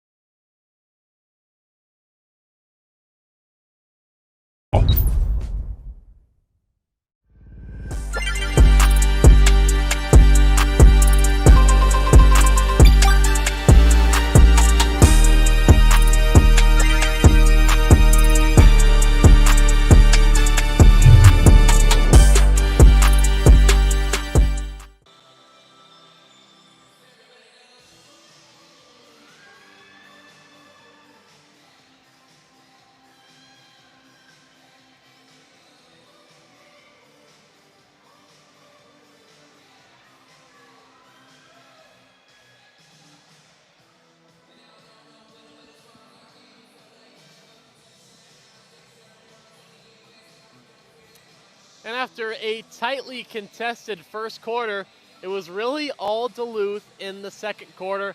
At halftime, the score, Harbor Monsters 26, Axemen 16. Riley Underwood alongside Daniel Zahns for the Arena Game Day halftime report. And so far, I mean, it started off really tightly contested. We were going back and forth. James Harden scored, Devon Ford scored. And then in the second quarter, they kind of pulled away a little bit. They scored 14 points to the Axemen's 0 in the second. What changed between quarter one and quarter two? It felt like the intensity almost changed a bit. It felt like the Axemen almost took a step back, maybe pumped the brakes a little bit. But the Harbor Monsters, I mean, they just kept on running through every single bit of like adversity, you know. But every single bit of adversity has really stuffed them up, has really stuffed up that Axemen offense that really has a lot of dynamic movement in between, and especially pre-snaps, they just haven't been able to really get anything going. I mean, they had screens set that looked like they would maybe get something going, but the way the Harbor Monsters were able to come to the football, contain it, and just take them down, I mean, just some great work out there from the defense. Only one offensive touchdown so far for the Axemen, and that was the connection from Wade Freeman to Patrick McSweeney. The other touchdown was on special teams. Devon Ford returned one from end zone to end zone all the way for the touchdown. And then on the other side, it's been all about the running game for Duluth. They may have taken a play out of Hot Springs' playbook last week when they faced them in that heartbreaking 2-score loss when Jordan Ambrose and the Wise Guys ran all over the Harbor Monsters. But it's been the newcomer, James Harden, that's chipped in 2 scores on the ground. Darius Morrison also has a rushing touchdown. And then the quarterback play, that's been a little shaky because we started off with Hassan Brockman, but he does not thrown a touchdown pass, and he also has an interception, so we've seen more of Javante Johnson. Yeah, and that's the thing, too. They're both some good quarterbacks, both of them being top 10 in yards thrown, and also are great in the backfield, can really make some moves and can find their way up the field. But Hassan Brockman just hasn't been able to find his rhythm, hasn't found his groove, and it feels like he is rushed on every play, even though some of the times he's not rushed on those plays at all. He just needs to settle it down a bit and really set and get those throws out there. Because, I mean, we saw a couple of them where he had a wide open man for a touchdown with his receiver, but just couldn't get it there. Just another one of those things, just another one of those games from him. Just need to really see him settle down a bit. That can also be attributed to the pressure applied by Eau Claire. It's been happening all game, and like you pointed out, it has been affecting the quarterback play. A.J. Brown Jr. capitalized for the Axemen when he had an interception in the second quarter. And of course, Javante Johnson hooked up with Jamal Couch at the very end of the first half with 6 seconds to go, really put an exclamation point on that 14-point second quarter for the Harbor Monsters. Yes, it did. And I mean, just the way that offense moved in that second quarter, it really was a testament to not only the coaching, but just I know I had said Brockman has had some bad throws, but he's been that communicative leader out there that you really need on a football team. Someone who can really be out there, be that extra coach out on the field. And while he hasn't been the most accurate, he's been talking, he's been getting his guys going, he's been making sure everyone's doing the right thing. And I mean, they have a 26-16 lead right now on the Axemen. They're obviously doing some stuff right, especially on the rushing game. And I mean, they have some 1-2 punch back there that is just absolutely fun to watch from the Harbor Monsters. And when you watch the highlight tapes and you watch the game film back, with the exception of the second half of the St. Joseph game last week, the defensive backs in the secondary have been a bright spot for Eau Claire. They have been shutting down most of the receiving game today as well, but also a couple missed opportunities. We saw a couple chances in the end zone just off the fingertips, underthrown, overthrown for Duluth. It could have easily been an extended score, a lead more than 10 that we have right now. Oh, yeah. I mean, there was a couple of times when I was like, wow, how is that not a touchdown? But, I mean, that's also a little bit of a testament to the Eau Claire Axemen defense, too. I mean, even though it is a 26-16 lead, they've been all over the place. They're getting pressure. They're getting all up into the grills of the wide receivers out there, even though they've had a couple of missed plays where there's been a man wide open in the back of the end zone. They have been able to really get into the face, get into the heads of the receivers, and you can tell it's really the talking out there, the chatter that you see, the pushing and shoving. You can tell it's really making a number on not only the Axemen, but the Harbor Monsters, despite the lead. One player that has been kept relatively quiet that has really been an integral part of the offense is Dan the Threat Williams for the Harbor Monsters. He had 5 touchdowns in his first 2 games this season. Of course, he did not play last game due to a foot injury. Still waiting to see him get some touches. A couple of times he was open, just couldn't get the ball to him, but he's a really important player to get involved if you are on the Duluth offensive side. On the other side for Eau Claire, a player that's revenge game is today, Mo Strong, who scored 13 touchdowns for Duluth last year. Now on the other side of the ball, he's been kept relatively quiet as well for Eau Claire today. Especially with the game that he had with against the St. Joseph's Goats. You thought that maybe he'd come into this one and would really take the place by storm, but he really hasn't. It almost feels like they've kind of keyed in on him a little bit to make sure he doesn't have one of those good games like we saw against the Goats. But, man, he still is able to get out there, and he's still making some plays happen. Even though he hasn't really gotten that one big, most strong play yet, he's still really making an effort out there, getting tackles, especially on the return or on the kickoff game, throw-off game, I should say, and really is keeping the offense level-headed as well, too. Just trying to keep people from not pushing each other around, just trying to keep the offense on the right path going forward. Well, if anyone knows the strengths and weaknesses of wide receiver Mo Strong, it would be his former team, the Duluth Harbor Monsters. But right now, Duluth has the lead. 26-16 is the score over Eau Claire at the Sonatag Event Center. Brand new, built just under a year ago. Great facilities, too, I may mention. Right? I mean, I went across the hall. They got the big 100-yard football indoor complex. Pretty impressive for a Division III facility in Wisconsin, Eau Claire. But It seems like they've got it going here. They definitely do. And I mean, just you look around the place and there's just not only so much space, but so much really cool aspects of it. I mean, the boxes themselves, we talked about it a little bit earlier. Some fans could win a chance to potentially get those by going on the app and really going forward with it. But the absolute just atmosphere of the place is just amazing. It really takes your breath away, especially when you walk up to it and you see like, wow, this is a D3 facility. I never knew there could be a D3 facility with it's a something like professional this. facility for the Eau Claire Axemen That of the too. Arena League. That too. That's why it's so nice, and the fans are having a good time tonight. So thank you for tuning in to the Arena Game Day halftime report, and we'll catch you up on the rest of the game. We'll have all that coverage. So we're going to take a quick break and recognize the top fans for the Fan Club app so far this season.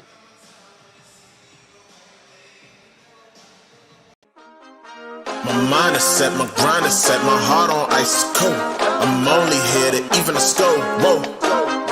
My mind is set, my grind is set, my heart on ice cold. We down right now, but did it before. Whoa. See from here we going up. Made the call, I shown up. Now the game is sewn up. Say my name is blown up. We up, we up, we up, we up, we up. Just getting LASIK and being able to see and do those things, it's life-changing, man. I didn't know how important your eyes are to you. I told the doctor, I took for granted, but now that I got a second chance basically with that, it's kind of giving me more confidence to be able to coach, see better, and yeah, just ability with everything. So shout out Eau Claire LASIK. The ladies here were amazing, the doctor was amazing, everything was great. Looking for trusted news in the Chippewa Valley? Leader Telegram delivers the stories that matter, from local updates to sports coverage. Get your daily dose of quality journalism anytime, anywhere at leadertelegram.com.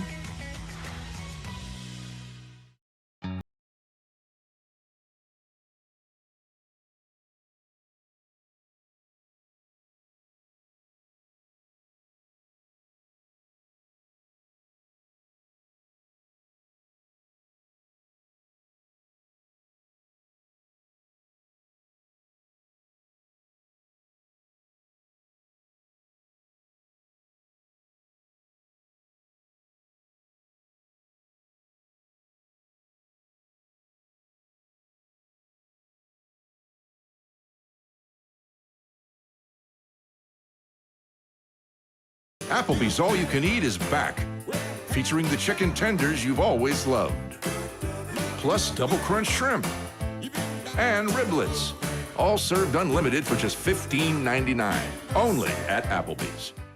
Welcome to Eau Claire, Wisconsin. Bridges? Yeah, we got them. They bring together people, art, music, and adventure.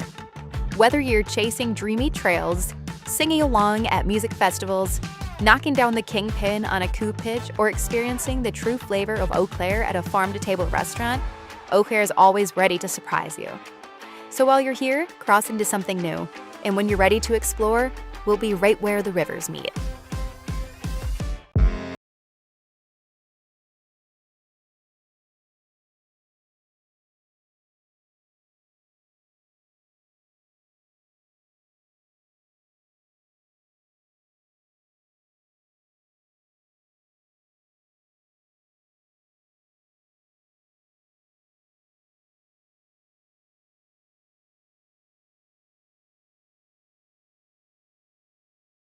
Garrett with Moonridge Brewing Company. At Moonridge, we're dedicated to quality, from our handcrafted beers and seltzers brewed on site to our homemade spent grain specialty pizzas with take and bake options available. We believe in more than just providing great beer and pizza. We aim to create a community where everyone feels welcome and valued. Moonridge Brewing Company is veteran-owned and operated. We take pride in the values that shaped our journey, service, dedication, and making a positive impact. Learn more at moonridgebrewery.com. Looking for trusted news in the Chippewa Valley? Leader Telegram delivers the stories that matter, from local updates to sports coverage. Get your daily dose of quality journalism anytime, anywhere at leadertelegram.com.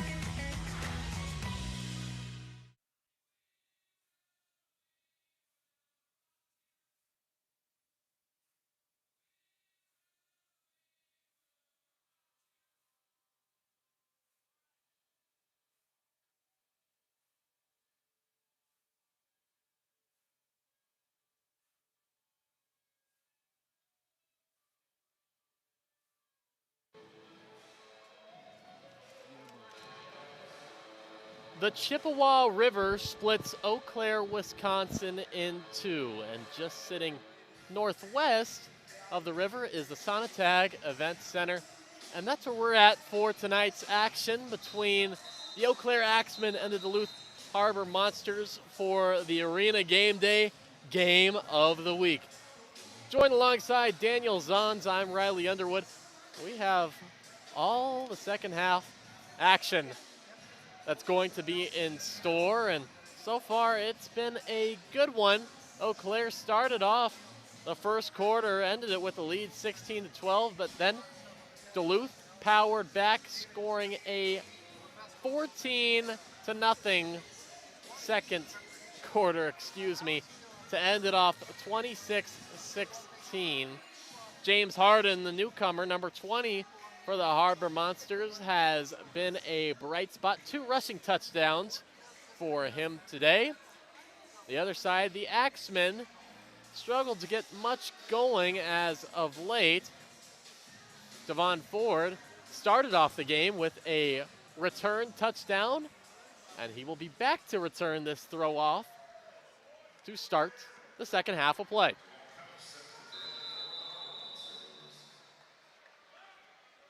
Couch unloads his southpaw throw. Ford fields it at the 6. He's going to get drugged down by Darius Morrison around the 22-yard line. And Darius Morrison he's had himself a bit of a game too. He's just mainly on the offensive end, of course, but getting the tackle there. That's what you love to see about this game. You see everyone on both sides of the football, and it reminds you of high school, but in a good way, of course, where you just see everyone playing both sides of the ball. A lot of action with that. Freeman, the quarterback for the Axemen. Long pitch back to Boom Williams, who gets clobbered at the line of scrimmage by Darius Morrison and Dante Mason. That one was an interesting play call. Tay Brooks, the head coach for the Axemen, likes to mix and match his formations. That one was a long pitch back to Williams, trying to get some forward momentum going before the snap. Stopped right in his tracks. That'll be a 2nd and 10.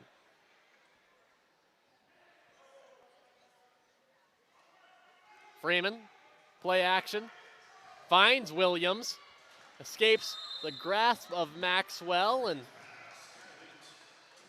slithers up to the 21-yard line to make it a 3rd down and 3 to go.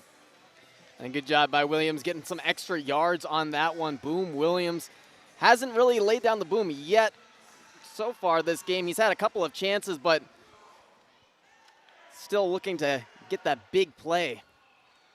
Freeman feels the snap that went to his right. He decides to run. Remember, you have to go through that run lane. Feels the pressure and finds Aaron Dawson, the leak valve right there, and doesn't go any more than a yard. So it'll be, well, maybe got a 1.5 yard. Generous spot there from the officials. It will be a 4th down and 1.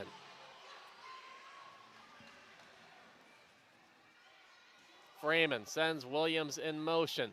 Takes it himself, runs up the gut, gets tackled from behind by Mason, but that'll be enough for a Axemen 1st down.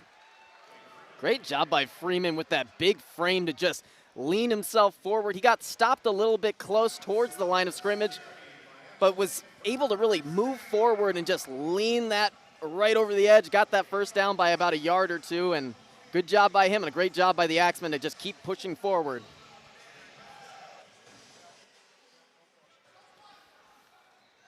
Joel Shaw will be in the shotgun Wildcat formation to take the snap.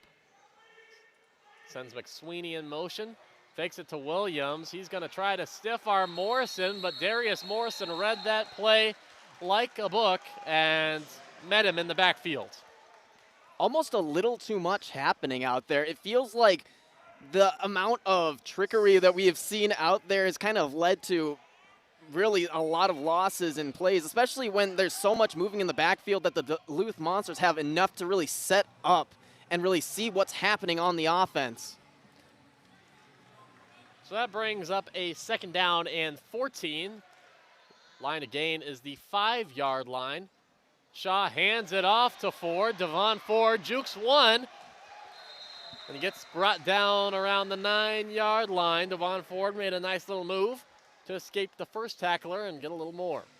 And a great way to pick up some extra yards there and to really set them up in a great position now on 3rd down to get either this first down or a touchdown. They are right there in the scoring zone. And I mean, there's only so much you can say about Devon Ford. The way he's been able to move around on the offense has been incredible. Shaw fumbles the handoff, and that's going to be picked up by the Harbor Monsters. Khalil Finley picks it up, and he's going to take it back to the house. Touchdown, Duluth. And that was just a mistake on the gather and handoff, picked up by Finley, and goes all the way for his first Arena League score. And the worst part about that fumble for the Axemen was that it bounced in such a way that there was only Duluth Harbor Monsters there in its sight. And of course, had a whole barrage of 3 of them running it right back with Finley for the touchdown. A great job by the Duluth Harbor Monsters, and now this is getting a little out of hand right now with a 32-16 lead. Well, it's still a little early. There is time left to go, but that's sometimes what happens when you have a running back taking snaps and handing the ball off. So they'll go for the 1, Javante Johnson in the shotgun formation. Williams on the near side. Couch on the far. Sends Felder in motion. Gets it out to Couch, and that just seemed like a miscommunication on what route he was running. Couch went in, the throw went out. So the 1-point conversion is no good. Harbor Monsters up, and they've doubled them up. 32-16 right now is the score. Just under 10 minutes left to go in the 3rd quarter. So really a quick change of events. You get the ball first when you're the Axemen, and then you turn it over. Khalil Finley in the right place at the right time, picks it up, heads back for 6. And that's going to be number 6 on the season for fumble recoveries for them. A 2nd return touchdown of the season for this defense. The Harbor Monsters just been all over the place. They lead most teams in every stat. I mean, sacks, interceptions, just a great job all around by this defense.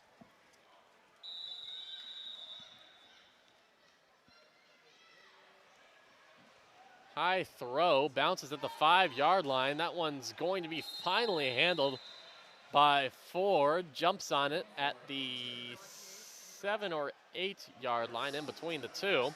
So that sets up a 1st and 10. Axemen offense jogs back out onto the field, and Wade Freeman trying to mount a comeback right now. His Axemen are down 16. And especially with how quick these games are and how fast-moving, fast-paced it is, no lead's ever safe. There's always going to be a chance for the offense to really get down the field, and it all just takes 2 or 3 touchdowns to just get it right back into this game, and you're right there. Gets it out quickly to McSweeney, who's met by Zach Hannibal. Helmet of McSweeney comes off in the process. Helmet of Hannibal, too. Seen a couple of those happen this game. There's been some big hits out there that have really popped some helmets off, and some great form tackling. Ford in motion, pitches it over to Williams. His blocker is his quarterback, and that's going nowhere. Met behind the line of scrimmage. Michael Austin among the Harbor Monsters in on the stop. And there's that swarming defense of the Harbor Monsters. Doesn't matter who's out there on the field for them. They know they have a great game plan and just know how to scheme it up, especially with this Axemen offense being as tricky as they are.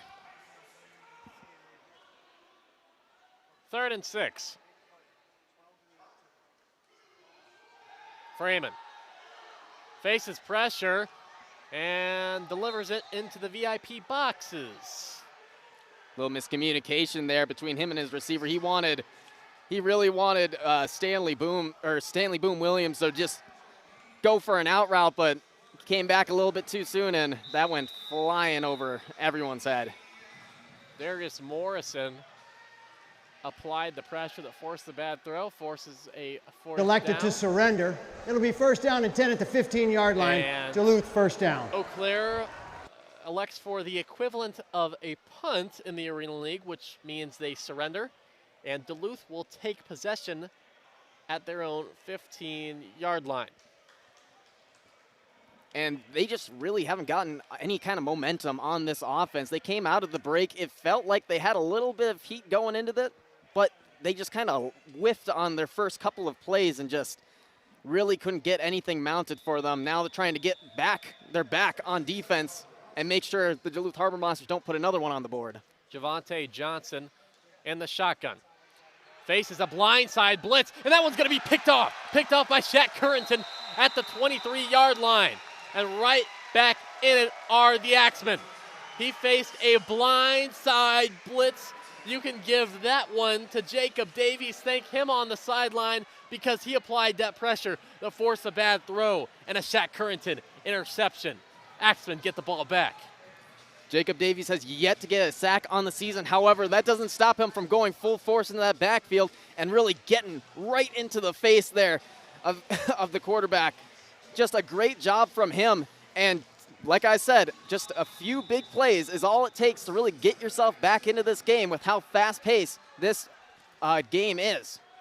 Freeman looked like he was going to run, decides to pass instead, finds Dawson, who gets shoved out by Mason at the 12-yard line. Aaron Dawson, the running back, in 2022 rushed for over 1,200 yards at Valparaiso. First team FCS All-American.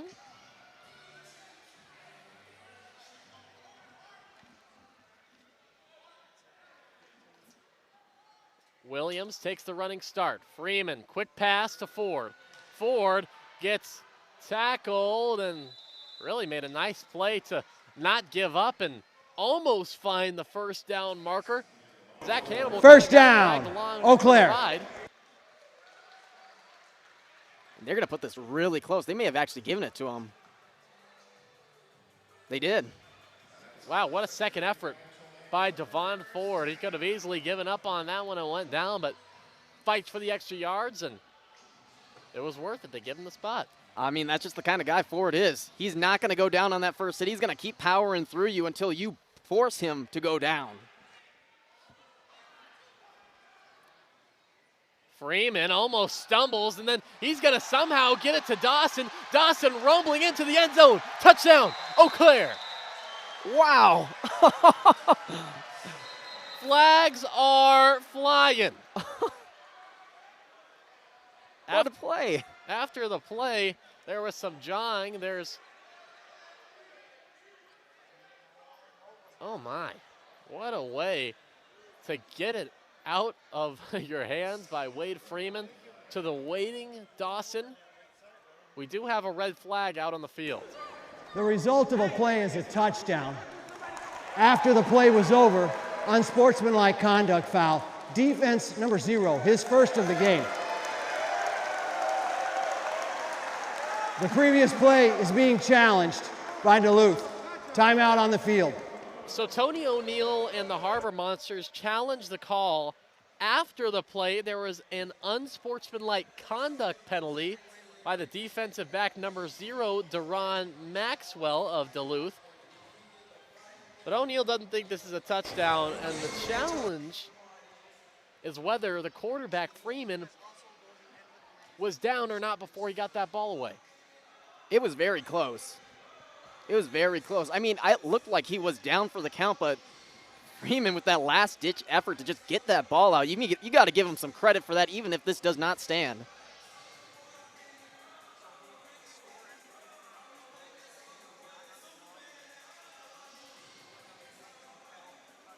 But, I mean, we've seen some magic from Freeman all game long.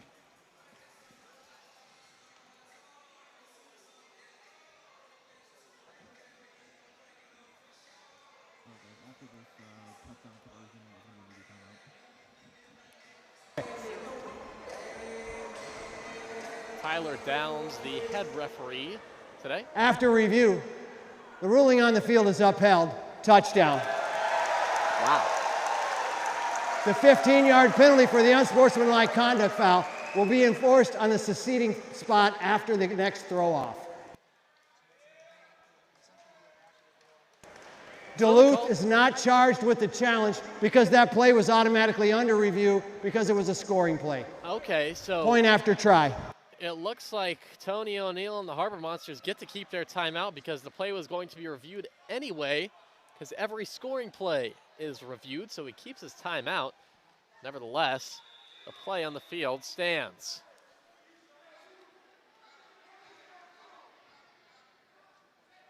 Freeman moves to his left, now to his right, faces pressure, jump pass, hits Williams, who gets hit by Dante Mason, driven back. That conversion, no good. Maxwell gets in his face afterwards.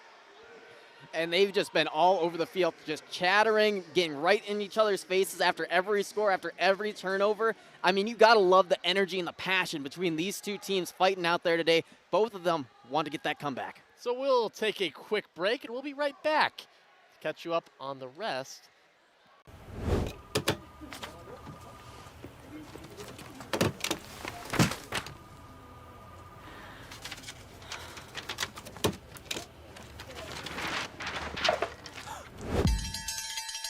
When you need a break, Pizza Ranch is ready. And if you're craving your favorite pizza, request it with Buffet Your Way. You name it, we'll make it for the buffet and make sure you get the first slice. Rough day or good day, sometimes you just need a buffet.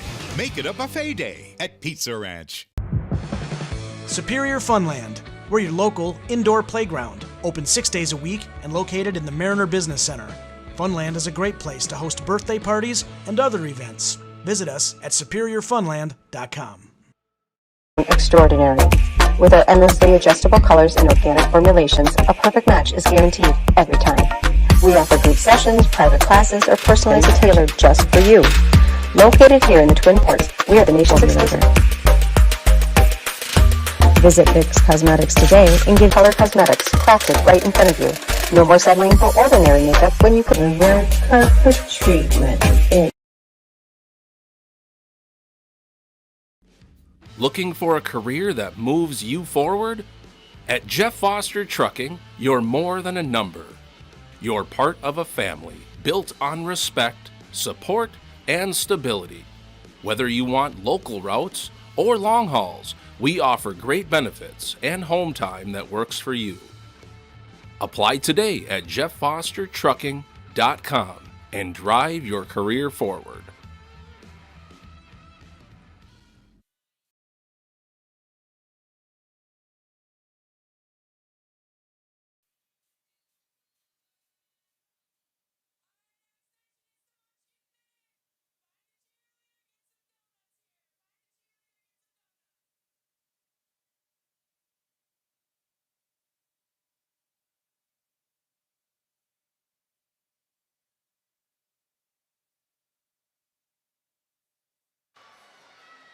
So the cheerleaders getting some action, throwing the ball. I don't know what they're throwing, really. It looks like, I don't know, is that some candy? I don't know. It looks like candy. I don't know, but whatever it is, some of them are throwing some beautiful dimes out there. Yeah, those are some projectiles, to say the least. Oh, yeah. The real-life Axeman was shaking some hands, giving some high fives. He chopped some wood after the Axemen score. They have the real live Axeman, and they also have the mascot, the more animated mascot, who is an ox. His name is Ollie. You can see him roaming around the sidelines. He's always so fun and always so entertaining to be around. Just all you got to do is go up and say hi, and he won't say much to you. Well, he won't say. Won't say much, but he'll be entertaining right. just with you. Take some pictures, have a little bit of fun. It's funny how entertaining a guy can be without saying anything at all. Oh, you gotta love an ox wearing an Axeman jersey. I mean, that's something you don't see every day. No. So the former Duluth Harbor Monster Mo Strong will throw it off for Eau Claire. Sosa Maxwell will take his first return attempt of the day. He returned one for a touchdown last week. And here he goes again. Deron Maxwell gets dragged down just past midfield. It looked like for a second, boy, he could have broke one big time. Oh, yeah, it looked like he had the distance there, but getting tripped up just a little bit really stopped his momentum and then allowed the Axemen to just corral him and just contain him there. The ball will be placed 15 yards behind the end of that run for the prior unsportsmanlike foul. First down, Duluth. Last week, and Maxwell's return is going to be wiped out by Maxwell because Maxwell was the one that had the unsportsmanlike conduct penalty after the play of the touchdown, so his efforts go halfway back to the goal line. It's the energy that matters, though. Brockman pitches it back to Javante Johnson. Back to Brockman, a little give and go action. The ball comes out. Who has it? Someone falls on it. Eau Claire is saying they do. The referee points.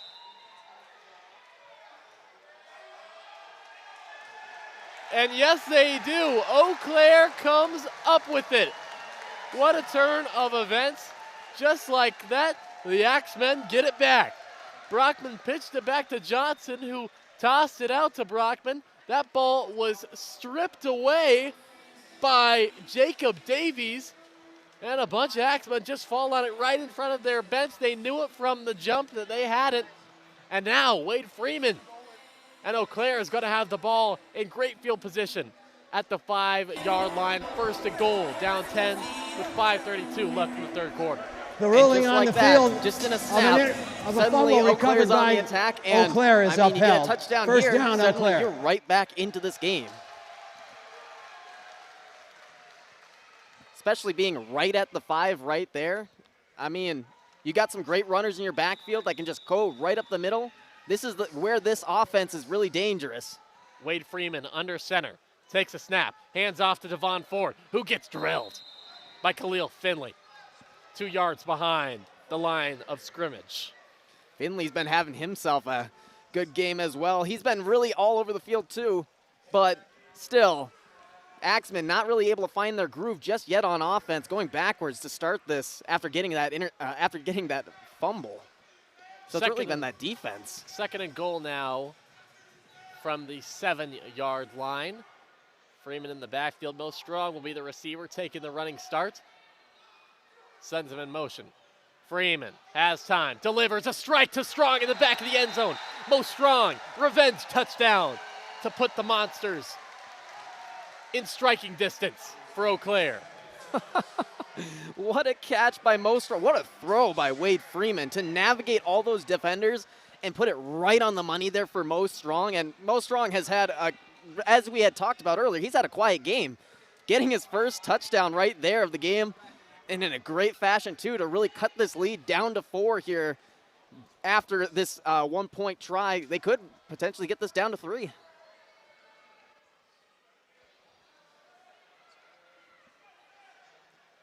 Clock ticking. Freeman tries to leave it up to McSweeney, but that just a little too high. McSweeney a little slow to get up. We will take a break right now. Harbor Monsters up 32-28. Eau Claire gaining some traction.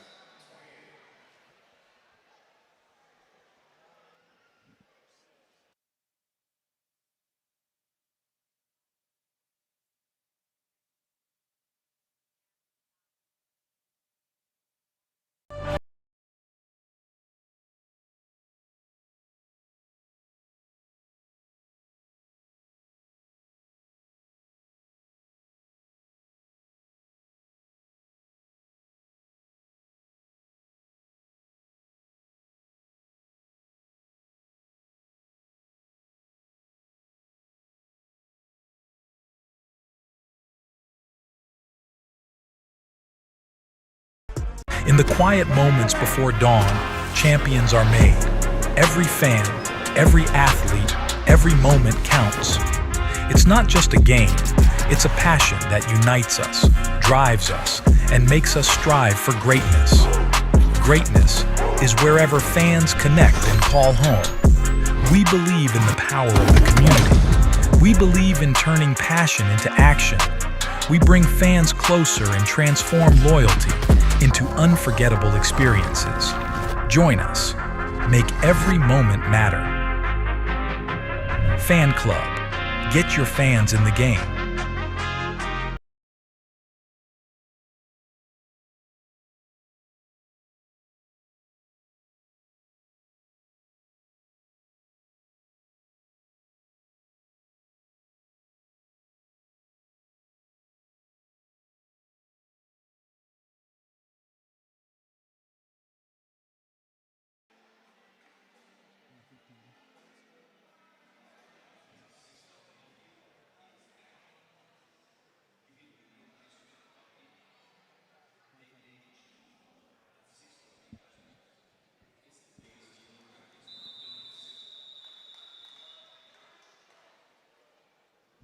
Back in action in Eau Claire.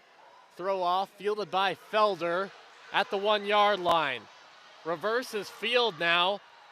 Gets tackled and brought down rather awkwardly around the 15 yard line where forward progress was stopped just before the break.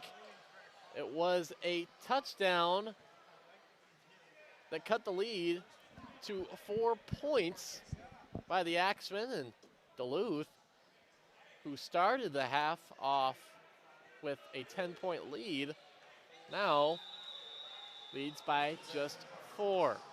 Javante Johnson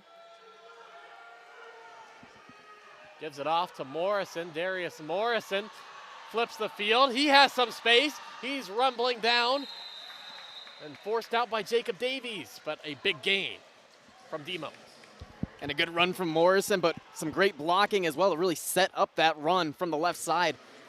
They're going to have to keep powering forward, and they're really going to need a score here to really quell this comeback from the Axemen.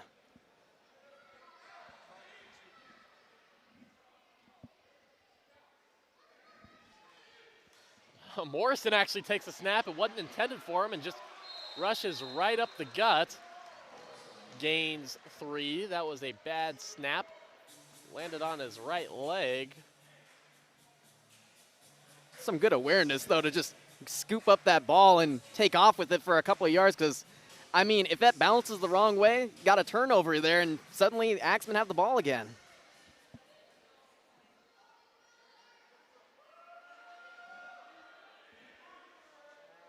Hands off to Morrison once again. Gain of around 3 to set up a, well, maybe not quite. 3rd down and 7. And have really stalled out after that last big run by Williams, trying to get their legs back under themselves. A little less communicative, I've noticed, in this possession. Just not really a lot of chatter, not a lot of talking between those Harbor Monsters. Johnson sends Felder in motion, takes a snap, drops back, steps up in the pocket. He's going to run. He has a lane. He's going to power his way all the way down to the 1 yard line, and he moves the chains to set up a 1st and goal, a clutch 3rd down conversion from Javante Johnson. And they really needed that from Johnson, too. Someone needed to step up and make a play there, and Johnson said, "It's my turn," and just took it himself. He had Feldman open a little bit as a timeout's taken, or a challenge, I should say. Eau Claire is challenging the previous play for a running lane violation. Timeout on the field. What's happening is Tay Brooks and the Axemen are challenging not the spot of the ball, but that it should have been a running lane violation. So when you're the quarterback, you have to cross the line of scrimmage if you're running in between those hash marks that are new this year. Looked like from first glance when we watched it live that he did. We're going to take another look at it.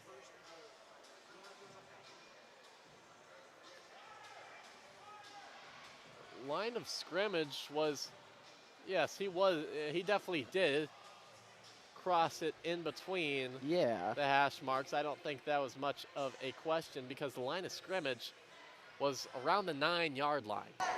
We're getting after review, over here the ruling on the field is upheld. Like the runner was inside the running lane when he went beyond the line of scrimmage at the 9 yard line. 1st down Duluth. Eau Claire has used their one challenge for the half and is out of challenges for the rest of the game. Eau Claire forfeits its challenge, and the first down ruling stands on the field.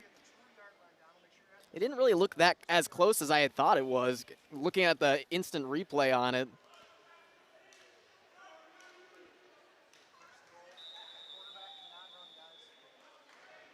Johnson in the gun.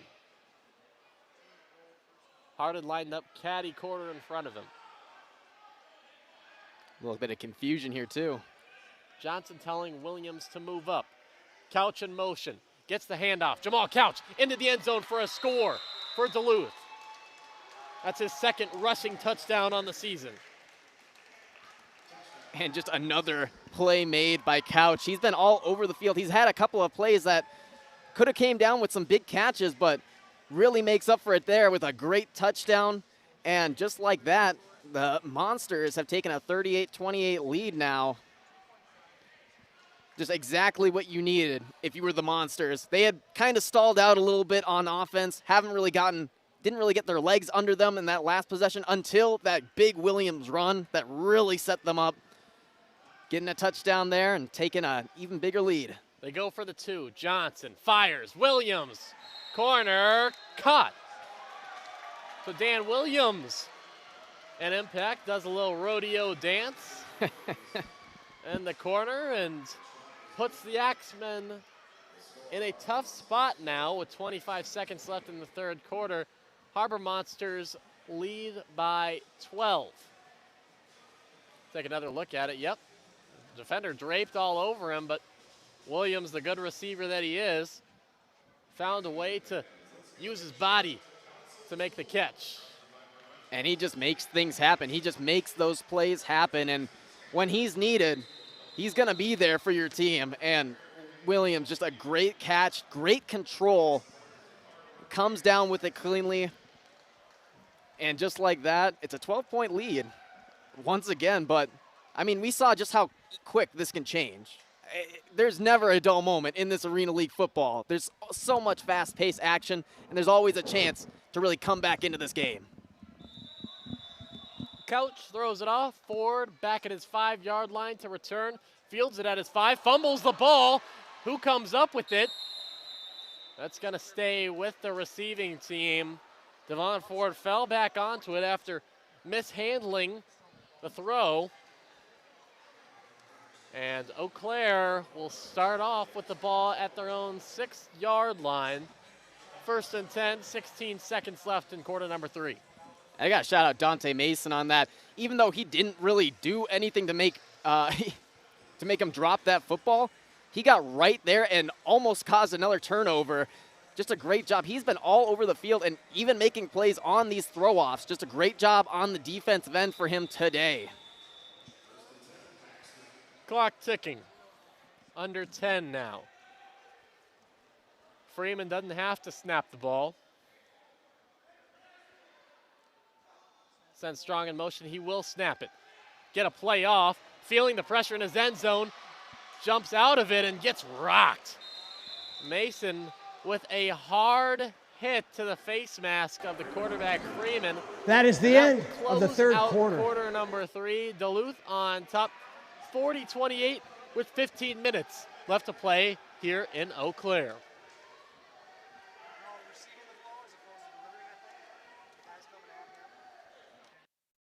Imagine a healthcare experience where your provider truly knows you, where you never feel rushed, where your concerns are heard, and where the focus is on getting to the root issue, not just writing a prescription. That's Althea. We've built a model where personalized, root cause healthcare is affordable, accessible, and financially sustainable. If you believe in a different kind of healthcare, one where you are truly seen and cared for, join us.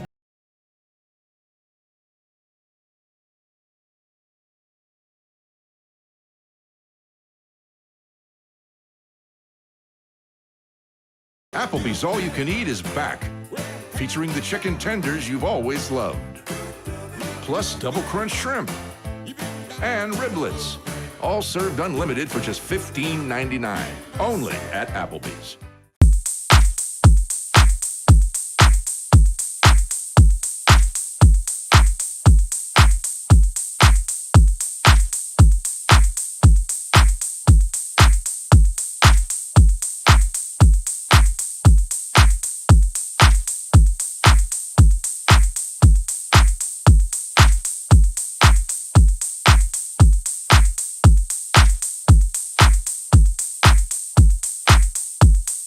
My name is Lee Hofer, and I work at Eau Claire LASIK, and I've been here for 25 years.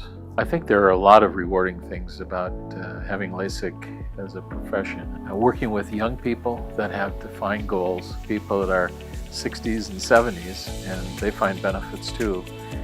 But I think it's just the personal encounters, meeting new people, and seeing how their life continues from there. At Muldoon's Menswear, we take pride in providing quality suits that you can wear for every occasion. Browse our in-house selection of suits and choose from our wide array of accessories to complete any look. Suits.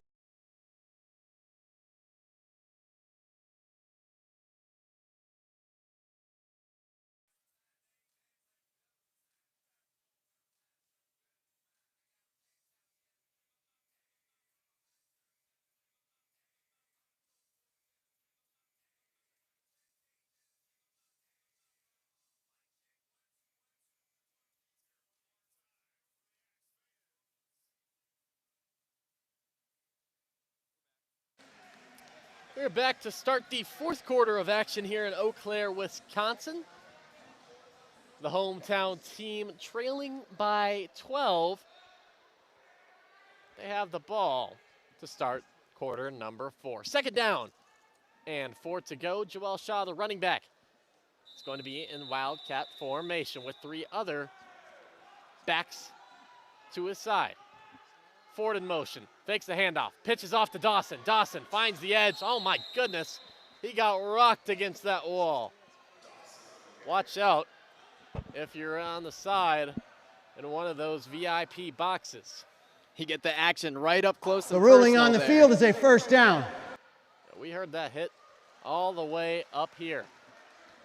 It's going to be good enough for a first down and 10. 16-yard line. 2 scores. What the Axemen need to make up to get back into this game. Fakes the handoff, and that doesn't go anywhere.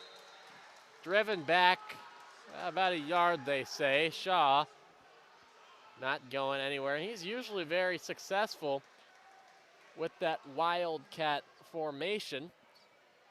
He has 3 touchdowns on the year on the ground. Former Kent State Golden Flash. Something else to mention too, Wade Freeman on that sideline with his helmet off. Hoping everything's going well for him over there. 2 players in motion. Shaw gets the throw off out to Williams. Good for a gain of about 4. Stanley Williams gets out to the 20-yard line. And just a great one-hand catch there to just pull that in.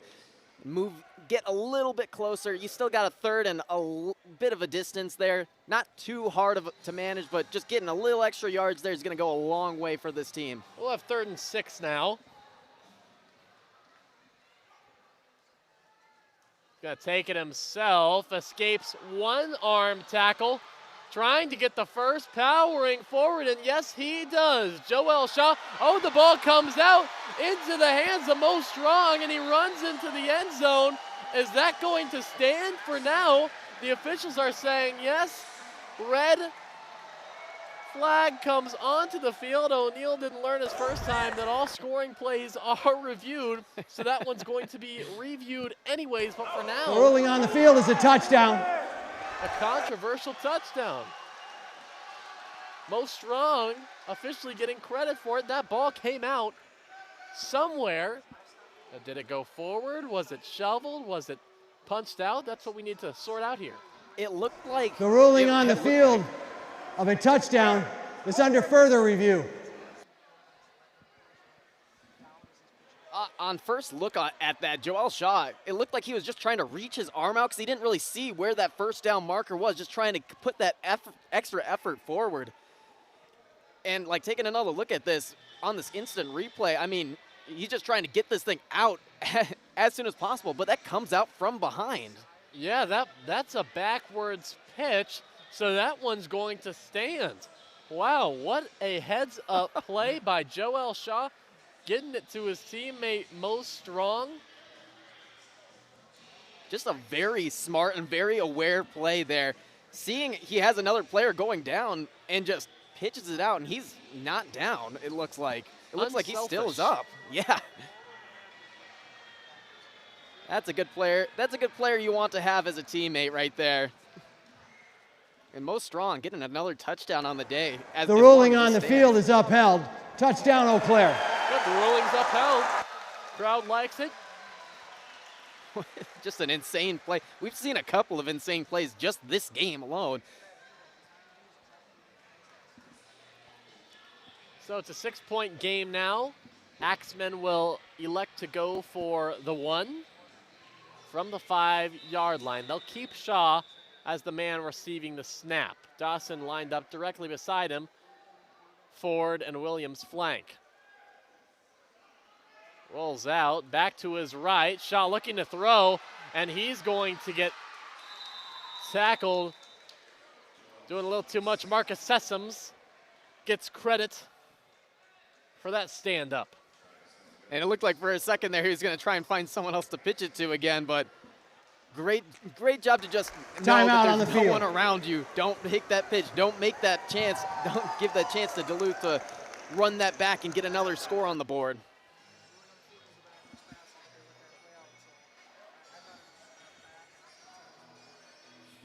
And so we get 6 points away from a tie ball game. Duluth up 40-34. They will get the ball. Interesting to see who comes out to return for the Harbor Monsters. It's been a lot of KJ Felder so far today. We saw one Sosa Maxwell return, and Maxwell is the player that returned all the way for a score in last week's game against Hot Springs. And they have a number of players that are just so shifty out there on the field. It feels like no matter who it is, they could potentially take off for a big gain, if not a touchdown. It's really a toss-up of whoever's back there. Whoever gets that chance is going to go full force 100% of the way. Talking about the rushing game as well has been a clever point of attack today for the Harbor Monsters. 3 different players have scored on the ground. James Harden has 2. Darius Morrison has 1. Mal Couch has 2 total, 1 on the ground, and 1 as a wide receiver catching the ball. So it will be Maxwell taking the return. He lines up at the 3-yard line. Mo Strong just scored that touchdown. We'll throw it off. 12:35 on the clock remaining in the game. He's got 165 yards returning kicks on this season, returning throws, I should say, on this season. And for Deron Maxwell, definitely their best kick returner out there. We have a little bit of a delay here. Now, Deron Maxwell was big in the last game. He leads the Harbor Monsters in tackles on the year with 17. He's originally from New Jersey.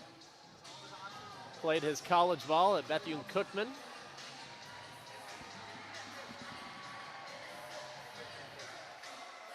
And it's cool to see all the different backgrounds here of each of these players. They all come from unique places, have different perspectives, different ways they play their game, different ways that they kind of make out, and really these different experiences as well. I mean, you talked about Bethune-Cookman. I mean, half these players are from different parts of the globe or different parts of the United States. It's really cool to see. Eau Claire throws it off. Maxwell fields it at his 1. Takes 1 drop step back before shifting upfield. Maxwell dragging tacklers past the 15. Brought down at right in between the 15 and the 20-yard line. Set up another drive for the Harbor Monsters. And the question is, who will jog out for quarterback? The answer is Javante Johnson. Entered today, 272 passing yards. Trailed his counterpart Brockman, who entered with 325 passing yards. Johnson now has 4 touchdowns and 4 interceptions on the year. He'll be the one taking the snap. Williams takes the handoff. He's going to reverse field and gets brought down at the 20. Can't say enough about A.J. Brown, man. He's been flying around that field. I mean, on that throw-off return, he tried going for that fumble, tried knocking that thing out, and he's just been all over the place in this backfield, not really allowing any kind of a flow on this offense. Johnson with Harden by his side, hands it off to James Harden. Juking, flag on the field at the 20-yard line. Brought down at the moment, 2 yards shy of the first down marker. Joe King seems to think it's going the other way. Okay. Holding. Offense, number 56. 10-yard penalty. Second down. Jordan Burney, the new center for Duluth. He's not having the best day so far. No, but he has really gotten his snaps down, it seems like. It felt like there was a lot of nerves coming into this one, really getting his first chance to be out there, but has really kind of settled down on that. Obviously, another step back for him there. So it sets up second and long. Felder, that's a bad snap. Felder was in motion. Johnson gets it to Dan Williams, who was streaking across the field diagonally. It looked like Felder could have been there too. He was on the ground waiting for the ball. Dan Williams gets close to the first down marker. Does he have it? Officials say yes, he does. And just a great job by Williams again. He's been really finding his groove in the second half, being able to get right there on the right into the teeth of the defense and sit down and get that shot, especially after that poor snap again. Morrison will be the running back.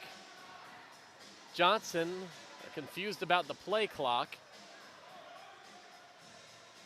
Clock is ticking, play clock is not. The first to notice, too. Now it's rolling. 10 seconds on the snap count, and now it's going under. 7, 6, not sure he notices. Under 5 now, he takes the snap, pitches it off to Demo. Morrison rumbles close to the first down marker, not quite. He's 2 yards short, set up a 2nd and 2. And I just got to give credit to this Harbor Monster offense for their blocking scheme. They've been doing some great, while they have had some issues with holds and some issues with really keeping that momentum with that blocking as they take the snap. I don't think anyone's ready for that. Morrison gets the first down and a little bit more.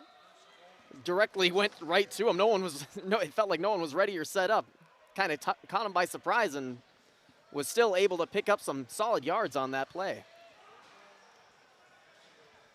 So under 10 minutes now, about 9:30 left to go in the fourth quarter at the Sonatag Event Center in Eau Claire, Wisconsin. Duluth up by 6. The Harbor Monsters in blue, the Axemen in white. Johnson, the quarterback, 2 towels on his waist, long flowing hair coming out of his helmet. Takes a snap, pitches it over to James Harden, who makes a couple people miss. He's still on his feet. James Harden into the end zone, and that's Harden's 3rd score of the day. Whistles are blowing. Call the play dead. He may have been out of bounds there. Let's take one more look at it. The ruling on the field is the player hit the wall. 2nd down. So they say that Harden hit the wall, and that means he was forced down. And there goes that red handkerchief. This time they actually will review it. Duluth is challenging the previous play that the runner hit the wall. Timeout on the field. It will be challenged. And it's felt like he's had the finger on the trigger for that one, ready to throw that at will. But at least for that one, it looked like he was still in bounds, at least on the first glance of it. Looking at the review for it, and it's not looking like he got that close to it. Oh, there. It may have gotten him on the ankle. Let's see. When running back. No, that's a touchdown. That should be a score. All I'm saying. That is he about didn't really get pushed. As clear as it can be. And Harden's fired up because he knows that one's going to count. And that's going to be his third of the day. He's been all over the place on the offense, making some plays happen. The former St. Joseph, Kansas City GOAT, now a Harbor Monster in his first game, his Duluth debut. After review, the runner did not hit the wall with contact. Touchdown, Duluth. There you go. Duluth is out of challenges the rest of the game. Point after try. There are a few Duluth fans that made the 140-mile drive. A couple of them sitting right in front of us. So we call the game from your angle, where you're seeing it on TV. Some well-traveled fans, too. You can see a lot of blue and yellow just around in little pockets here and there. Johnson be the quarterback. Clock ticking, under 8:40. Pass is thrown and completed to Ladarian McAllister for the conversion, and that increases. Timeout on the field for media. Lead. And we will take a quick break. Harbor Monsters up 47-34. Is the game?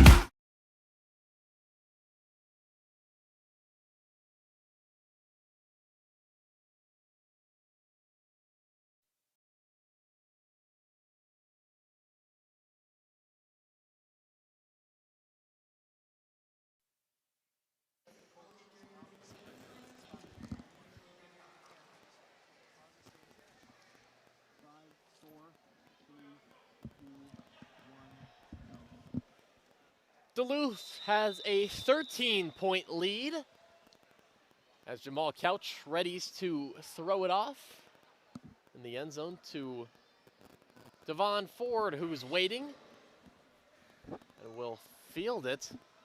Well, that bounces up and he turns around and fields it inside the 5. He's going to have some room to run now. Devon Ford, can he go one more time? Makes a man miss and finally gets brought down at the 15-yard line. Oh, man, he only had the thrower to beat. And Devon Ford almost broke another one. He had a return touchdown. That was the first score of the game for the Axemen. just some insane work there from Ford. He just can get right in space and can just make things happen. And especially when it bounces in his direction, he can get a little bit of momentum going forward. He is so hard to stop. 1st and 10 from the 15. Freeman sends his receivers in motion. Freeman fires, and he has Mo Strong. That's Mo Strong's third touchdown of the day. How do you like me now? And he hands it off to his old ball coach, Tony O'Neill. O'Neill say, hey, come on now. You're not going to do me like that. Strong saying, yes, sir, I will, because I scored on you for the third time of the day. Give him that hat trick. He deserved that. Wow. And what a way to get that third one, too, and then just hand that ball off at the end. Wow. Just a great turn of events, and just like that, we are right back into the middle of it. It turns so quickly here in this team. Freeman, play action for the two-point conversion. Stops, looks, throws. Way too high. That one's going to be no good, so it's a 7-point lead that Duluth carries as we are approaching the 7-minute mark of the fourth quarter. So right now, the offense for the Axemen is not having any problems moving the ball. The issue seems to be when Duluth gets the ball, they're scoring every possession, so you're just going 1 for 1, 1 for 1, 1 for 1. Eau Claire's having a hard time coming back. They're staying in it. But you got to get a stop here on defense. And they've had a couple of stops on defense in the second half that really turned the tide of this game. And it's just interesting to see that they've kind of reverted back a little bit, but also the Duluth Harbor Monsters blocking has picked up a good bit since the start of the second half, and they've really been able to get their own way with the offense. Eau Claire Axemen need to find a way to really get around that blocking and get around that scheme to really get back inside and cause some mayhem inside if they want to get this game back. They're still close. 7 minutes to go. That's plenty of time if you're the Axemen, and a lot of time if you're the Monsters.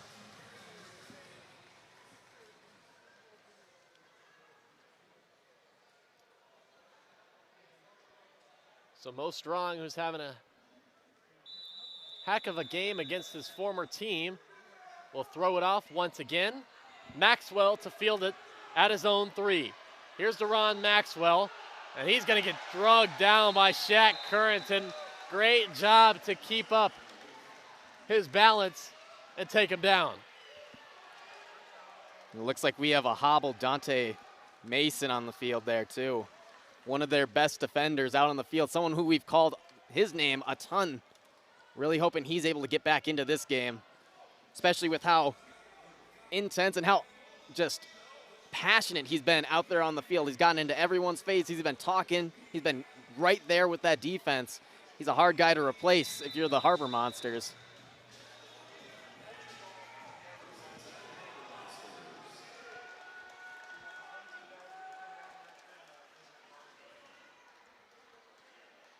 Johnson has Harden to his side. Couch went in motion, pitches it over to Harden. Harden making a couple of men miss. Brought down 2 yards short of the first down marker. Good little shifty run by the newcomer. And he's just been doing that all game long. Has really not had it's been really hard to stop him. The way he's been able to shift around and really find that little gap in the defense, just hard to close him down.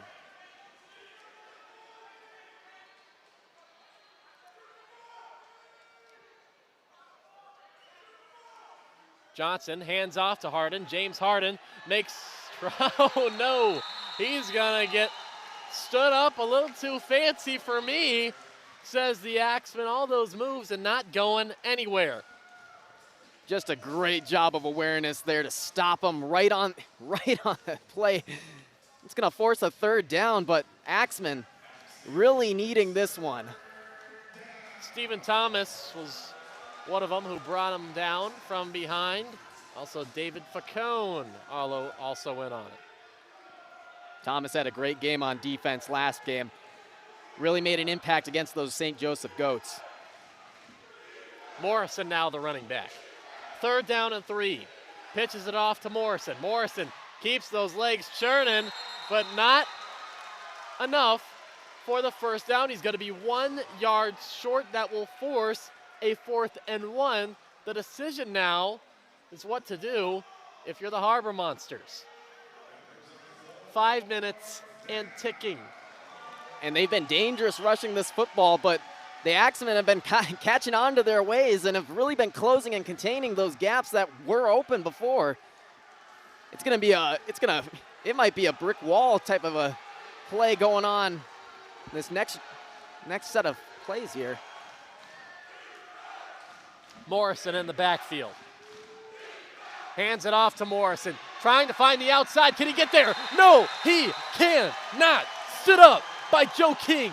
The Axemen make a crucial 4th down stop to turn the ball over on downs and get the ball back to their offense. Down by 7 with a chance to tie and even take the lead. Textbook tackling there. Joe King, that's what he gets. That's what he comes here to do. He comes here to stand up and make some stops, make some great plays, and I mean, down the line, we got 4:30 left here. Still 3 timeouts for the Axemen. There is plenty of time.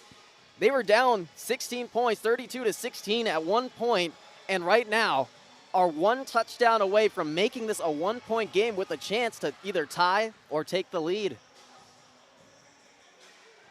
But we got to see what they're going to do here on offense. Freeman's been really making some things happen with his arm. He's back out there after what looked like a little bit of an injury scare, but happy to see him back out there. He's a big playmaker for this Axemen team. Timeout, Duluth. Their first of the half. Duluth will take their first timeout. Getting right in the face of each other again. Of the half, yes, both teams. Coach is trying to separate. And you just got to love that passion out there on the field. A lot of chippiness, not a lot of really physicality as much, just a little bit of pushing and shoving, but still, at the end of the day, they break up apart and they go on with their next one, and that's the kind of passion that you love to see in this sport, the kind of passion you love to see in this game as well. That's why the score is as close as it's been. 40-47, the score. Duluth leads, 4:31 on the clock. On the year, Duluth scores 49 points per game on average, so they're right around that mark. That's 3rd in the league. They give up 48 points per game. That's 4th in the league. On Eau Claire on the other side, they're right at their mark, 40 points per game. Good for 5th in the league, and they usually do a little better on defense. The 2nd best scoring defense in the league, allowing 46. Harbor Monsters got him beat today. Beautiful block by Aaron Dawson. Clears the way for Williams, who scampers all the way to the 12-yard line. And he hit that on Dante Mason, too. He's a hard guy to block, to really just square him up and put him down like that. You heard that pop from up here. I mean, sure did. That was a major contact. Morrison comes in on defense for Hardin. He's a threat on the edge. Freeman alone, fires, intercepted by Sosa Maxwell, is it? Oh no! Did he catch that? Well, Mo Strong ripped it away from him at the last second. The question is, what do the referees call? Maxwell had it at first. Oh, pushing and shoving now.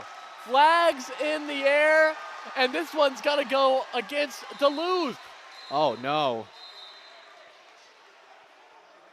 The Harbor Monsters aren't liking that either. Mayhem is ensuing in the Chippewa Valley, and the Axemen are here for it. The question still remains, whose ball is it? The age-old question. I mean, wow, that looked like a clean interception, and then it looked like he was down by contact, but if he was still sitting up on the receiver, then, I mean, that's fair game. The ruling on the field is a completed catch for Eau Claire. After the play was over, personal foul, number 33, defense. A penalty enforced half the distance to the goal. The previous play is under further review. So this play is going to be under review. They called it a catch on the field, so Mo Strong wrestled that ball away from Deron Maxwell. And then after the play, it was an unsportsmanlike conduct penalty on Michael Austin. That will be half the distance to the goal, so all that'll do is push it from the 1 yard line to the half-yard line. Zach Hannibal of Duluth is pointing up to the video board saying, hey, no, Maxwell had it. But the call on the field is Axemen ball. He did have it, but he was also laying down on the receiver for a second, unless his knee hit the ground right there. Well, that's tricky. I'm glad I'm not a ref having to pick this apart and trying to make the call on this one, because, geez, that is a tough one to call. It's so close both ways. I mean, it looks...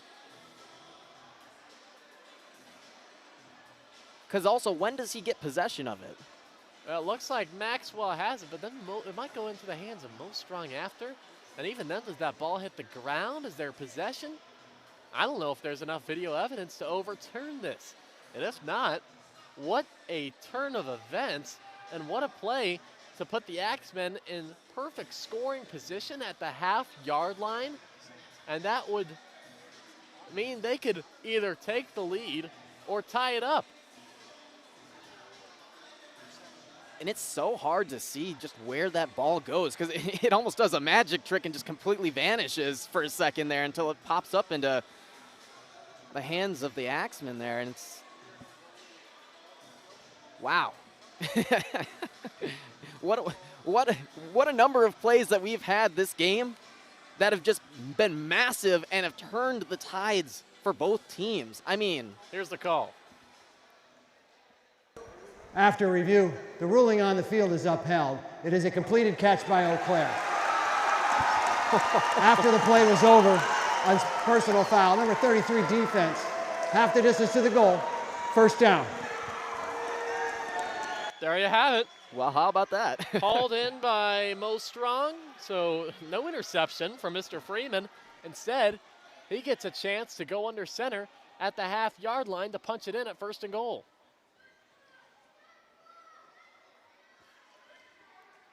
He's got Ford, Dawson, and Williams in a line behind him. Hard count. Flags fly in. Freeman rushed in afterwards. I think they blew this play dead. I believe they did too. Yeah, that won't be a touchdown. The Axemen have really settled this down and really been playing offside. Their defense. Way. Number 2 with contact. Half the distance to the goal. First down. So I guess move it up to the quarter-yard line if we're calling it that. So less than a foot to go.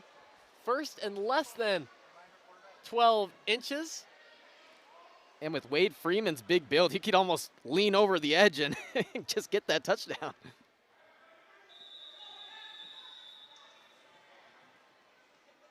Freeman under center.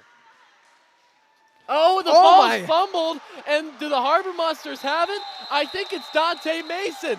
Are you kidding me? Oh, wow. What a play. He's saying, see ya. Oh, my goodness. Gestures to the crowd, and that just flipped this game. The ruling on its the head. field is a fumble recovered by Duluth. What that a ruling smart is upheld. Play. First down. What an insanely smart play there by Mason to just punch right through and go right for the ball. I mean, he had set that up perfectly to get right there. He knew exactly what was going to happen. Oh, man. Whatever could have gone wrong for Eau Claire just went wrong. They're getting flashbacks of what happened to Duluth last week when they played Hot Springs. They had it at 2nd and goal at the 1-yard line and timeout. That Duluth. They're second of the half. Ceiling interception, pick 6 to Vishon Palmer of Hot Springs, and now the Axemen had the ball at the quarter-yard line. All they had to do was punch it in. 4 tries to do it as well. Bad snap. And Mason just went right. He saw it immediately. He went right for that. And I mean, the Axemen have been pretty good at getting that ball to Freeman all game long. But in one of the more important moments of this game, could not get it to him at the 1 yard line, half-yard line for that matter. My goodness. So with 3:31, Duluth up by 7. They take possession at their own 3 yard line. Javante Johnson will take the snap. Felder's lined up to the right of him with his back against the wall. Quick pass over to Williams. Williams, stiff arm, goes about 2 yards before Currington forces him into the wall. And if you're the Axemen, you still have 3 timeouts. The game's not over. You still have plenty of times. You still have plenty of time, and you do still have them inside their own 5 yard line. That's a hard place to be as an offense.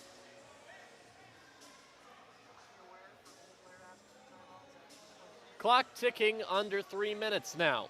James Harden, the running back, alongside Javante Johnson. Williams, the lone receiver, split out wide at the top of your screen. Couch goes in motion. Harden barely escapes it being a safety out of the end zone.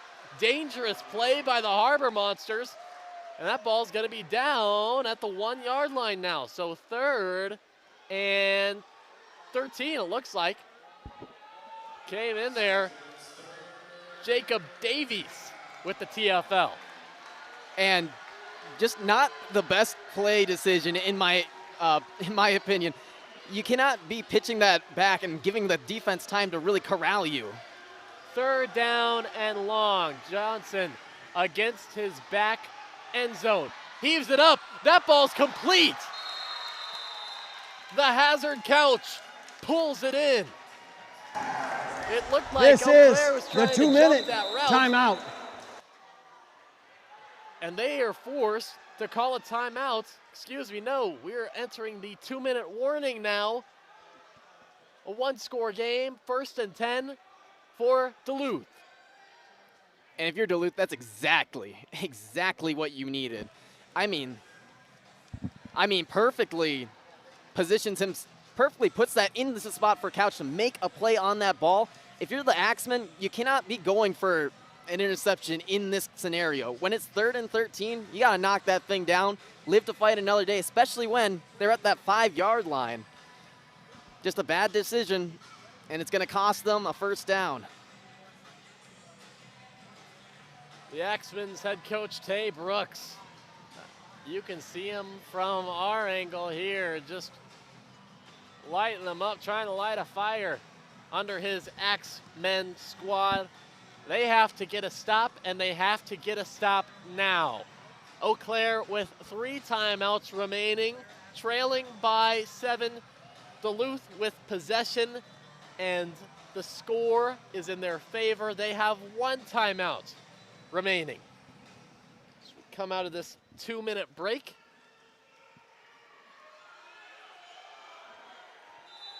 And we are going to see James Harden, the running back, take the snap. It's a low one. He's going to rush it himself. And that should be a running lane violation. And yes, the flag comes out. Axemen player's not really happy about it either, but I don't think they see the flag yet. Running lane violation, offense number 3. That's a 10-yard penalty, 1st down. Well, Harden forgets when you're taking the snap, you're legally the quarterback for that play, and thus you have to run through the hash marks. He didn't do that. He did a nice job escaping. That's going to move him back. Tay Brooks giving it to Shaq Currington, number 9 in white. And Harden and Morrison both check out. And the real quarterbacks, Brockman and Johnson, check in both for Duluth. 1st and 20. A running violation sends it back an extra 10 yards, 1:53 on the clock. Johnson will take the snap. Brockman lined up about 4 yards behind him. We'll make it about 5.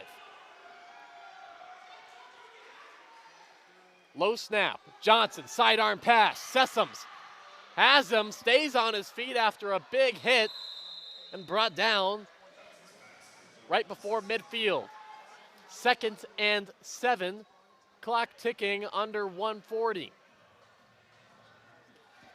And just some great movement there to really pick up some lost yards. It's felt like the Duluth Monsters have been going like 2 steps forward, 1 step back this entire possession.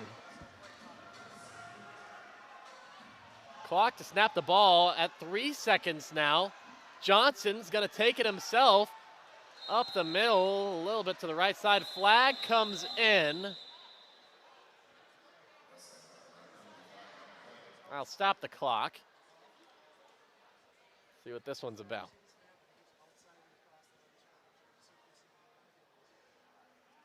I think he may have been lined up wrong. Maybe over the line.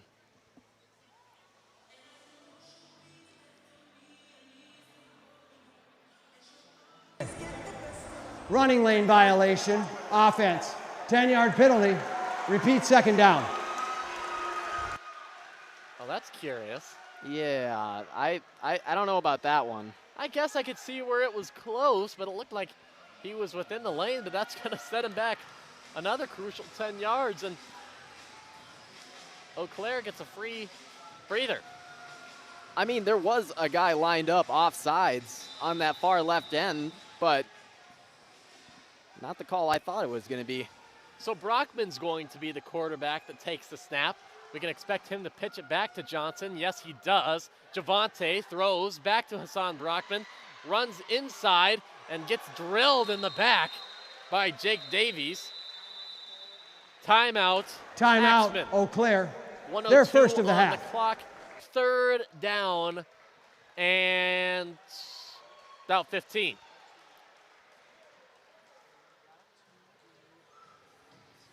Johnson and Brockman can run that little pitch and catch.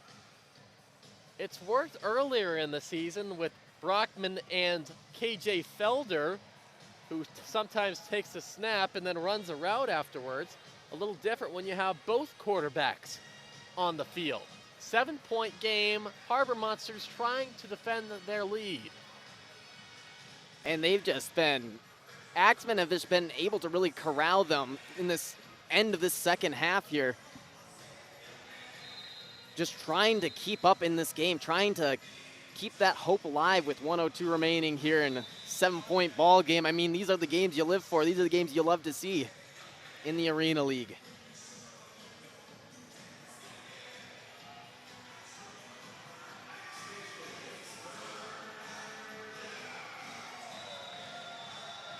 Third and 14. Johnson in the shotgun. Couch a running start. Johnson looks, fires, caught by Dan Williams over the wall. He's going to try to keep running, but they rule him down just short of the 1st down marker. Under a minute now. Clock is stopped. He's been making some plays here late that have been really moving the chains, and they've really needed it. Williams just Mr. Reliable. He's got the best hands on the team. And now that forces a 4th and 3. Johnson will take the snap. 57 seconds to go for the ball game. Johnson hobs it up, and Williams pulls it down. Dan, the threat. Williams seals the deal for Duluth. Flags in the air. Oh, he hit a little gritty on him for good measure. I mean, you deserve to after making a play like that. What a play by Williams. What a catch. Jump ball. Yeah, I've got that. And the threat.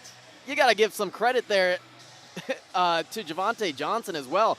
Had a hand right in his face when he made that throw from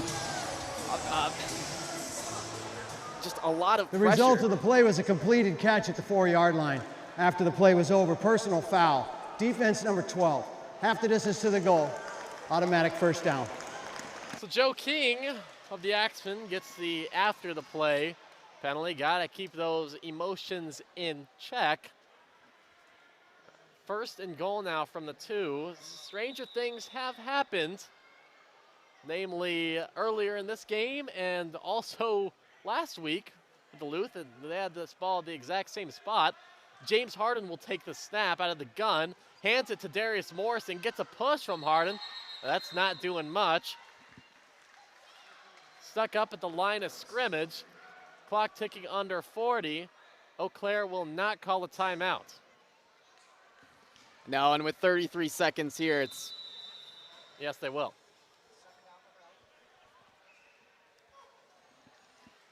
Coach Brooks put a shoe in my mouth. Timeout on the field for Eau Claire. Clock operator, please reset the game clock to 35 seconds. Okay, Thank you. He called the timeout with 35 seconds remaining. So it will be second down and goal, 2 yards to go to punch it into the end zone. And maybe the thought here is potentially they could have Dante Mason moment and maybe punch it out right at the goal line and give yourself a chance to maybe throw a Hail Mary for another score, but it's a hard place to be in for this Axemen Harden defense. takes a snap, passes it back to Dan Williams, who takes a knee at the 15-yard line. Timeout, Axemen. Timeout, Eau Claire. They're third and That final. won't do good for the rushing stats of Williams, but it runs only 3 seconds of clock down. And backs him up quite a bit to the 15 there. So third and goal. Williams again, about 12 yards behind the line of scrimmage. James Harden will take the snap. 32 seconds remaining. And Harden just takes a knee. Eau Claire with no timeouts remaining. They will have to snap the ball. The play clock starts. Started late. There should be a couple extra seconds in between. Yeah, it should have been. It was about a half second ahead. Looks like they're going to take the delay of game penalty. That's what Williams is directing Harden to do.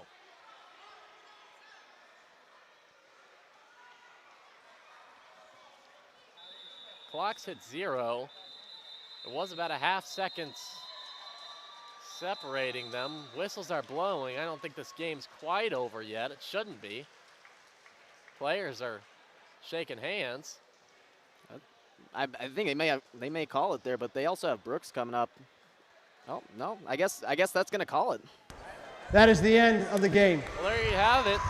Final score at the end of 60. Duluth 47, Eau Claire 40. We will have the breakdown of everything that happened in this one, and maybe even a special guest. So stay tuned for the post-game show. We'll be right back.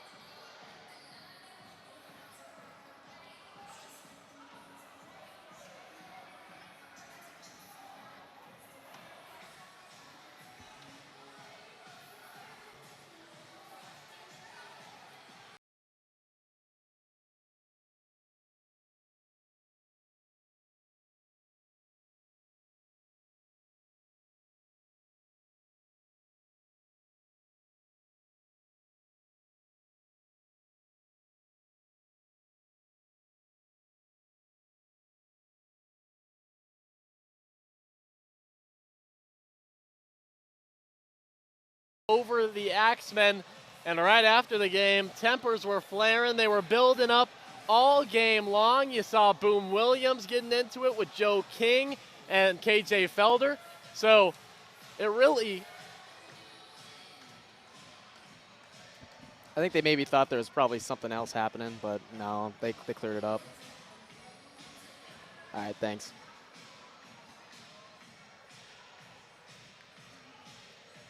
At the end of it all, the final score, Duluth 47, Eau Claire 40. And the tensions were building up all game long. Riley Underwood alongside Daniel Zons. And we saw it right after the final buzzer sounded.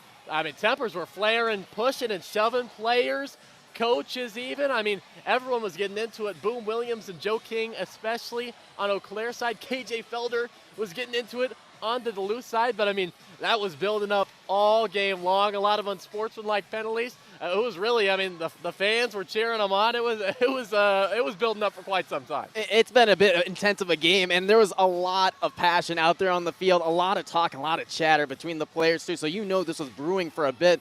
It was just a matter of time, but it was a good thing they got it all cleared up.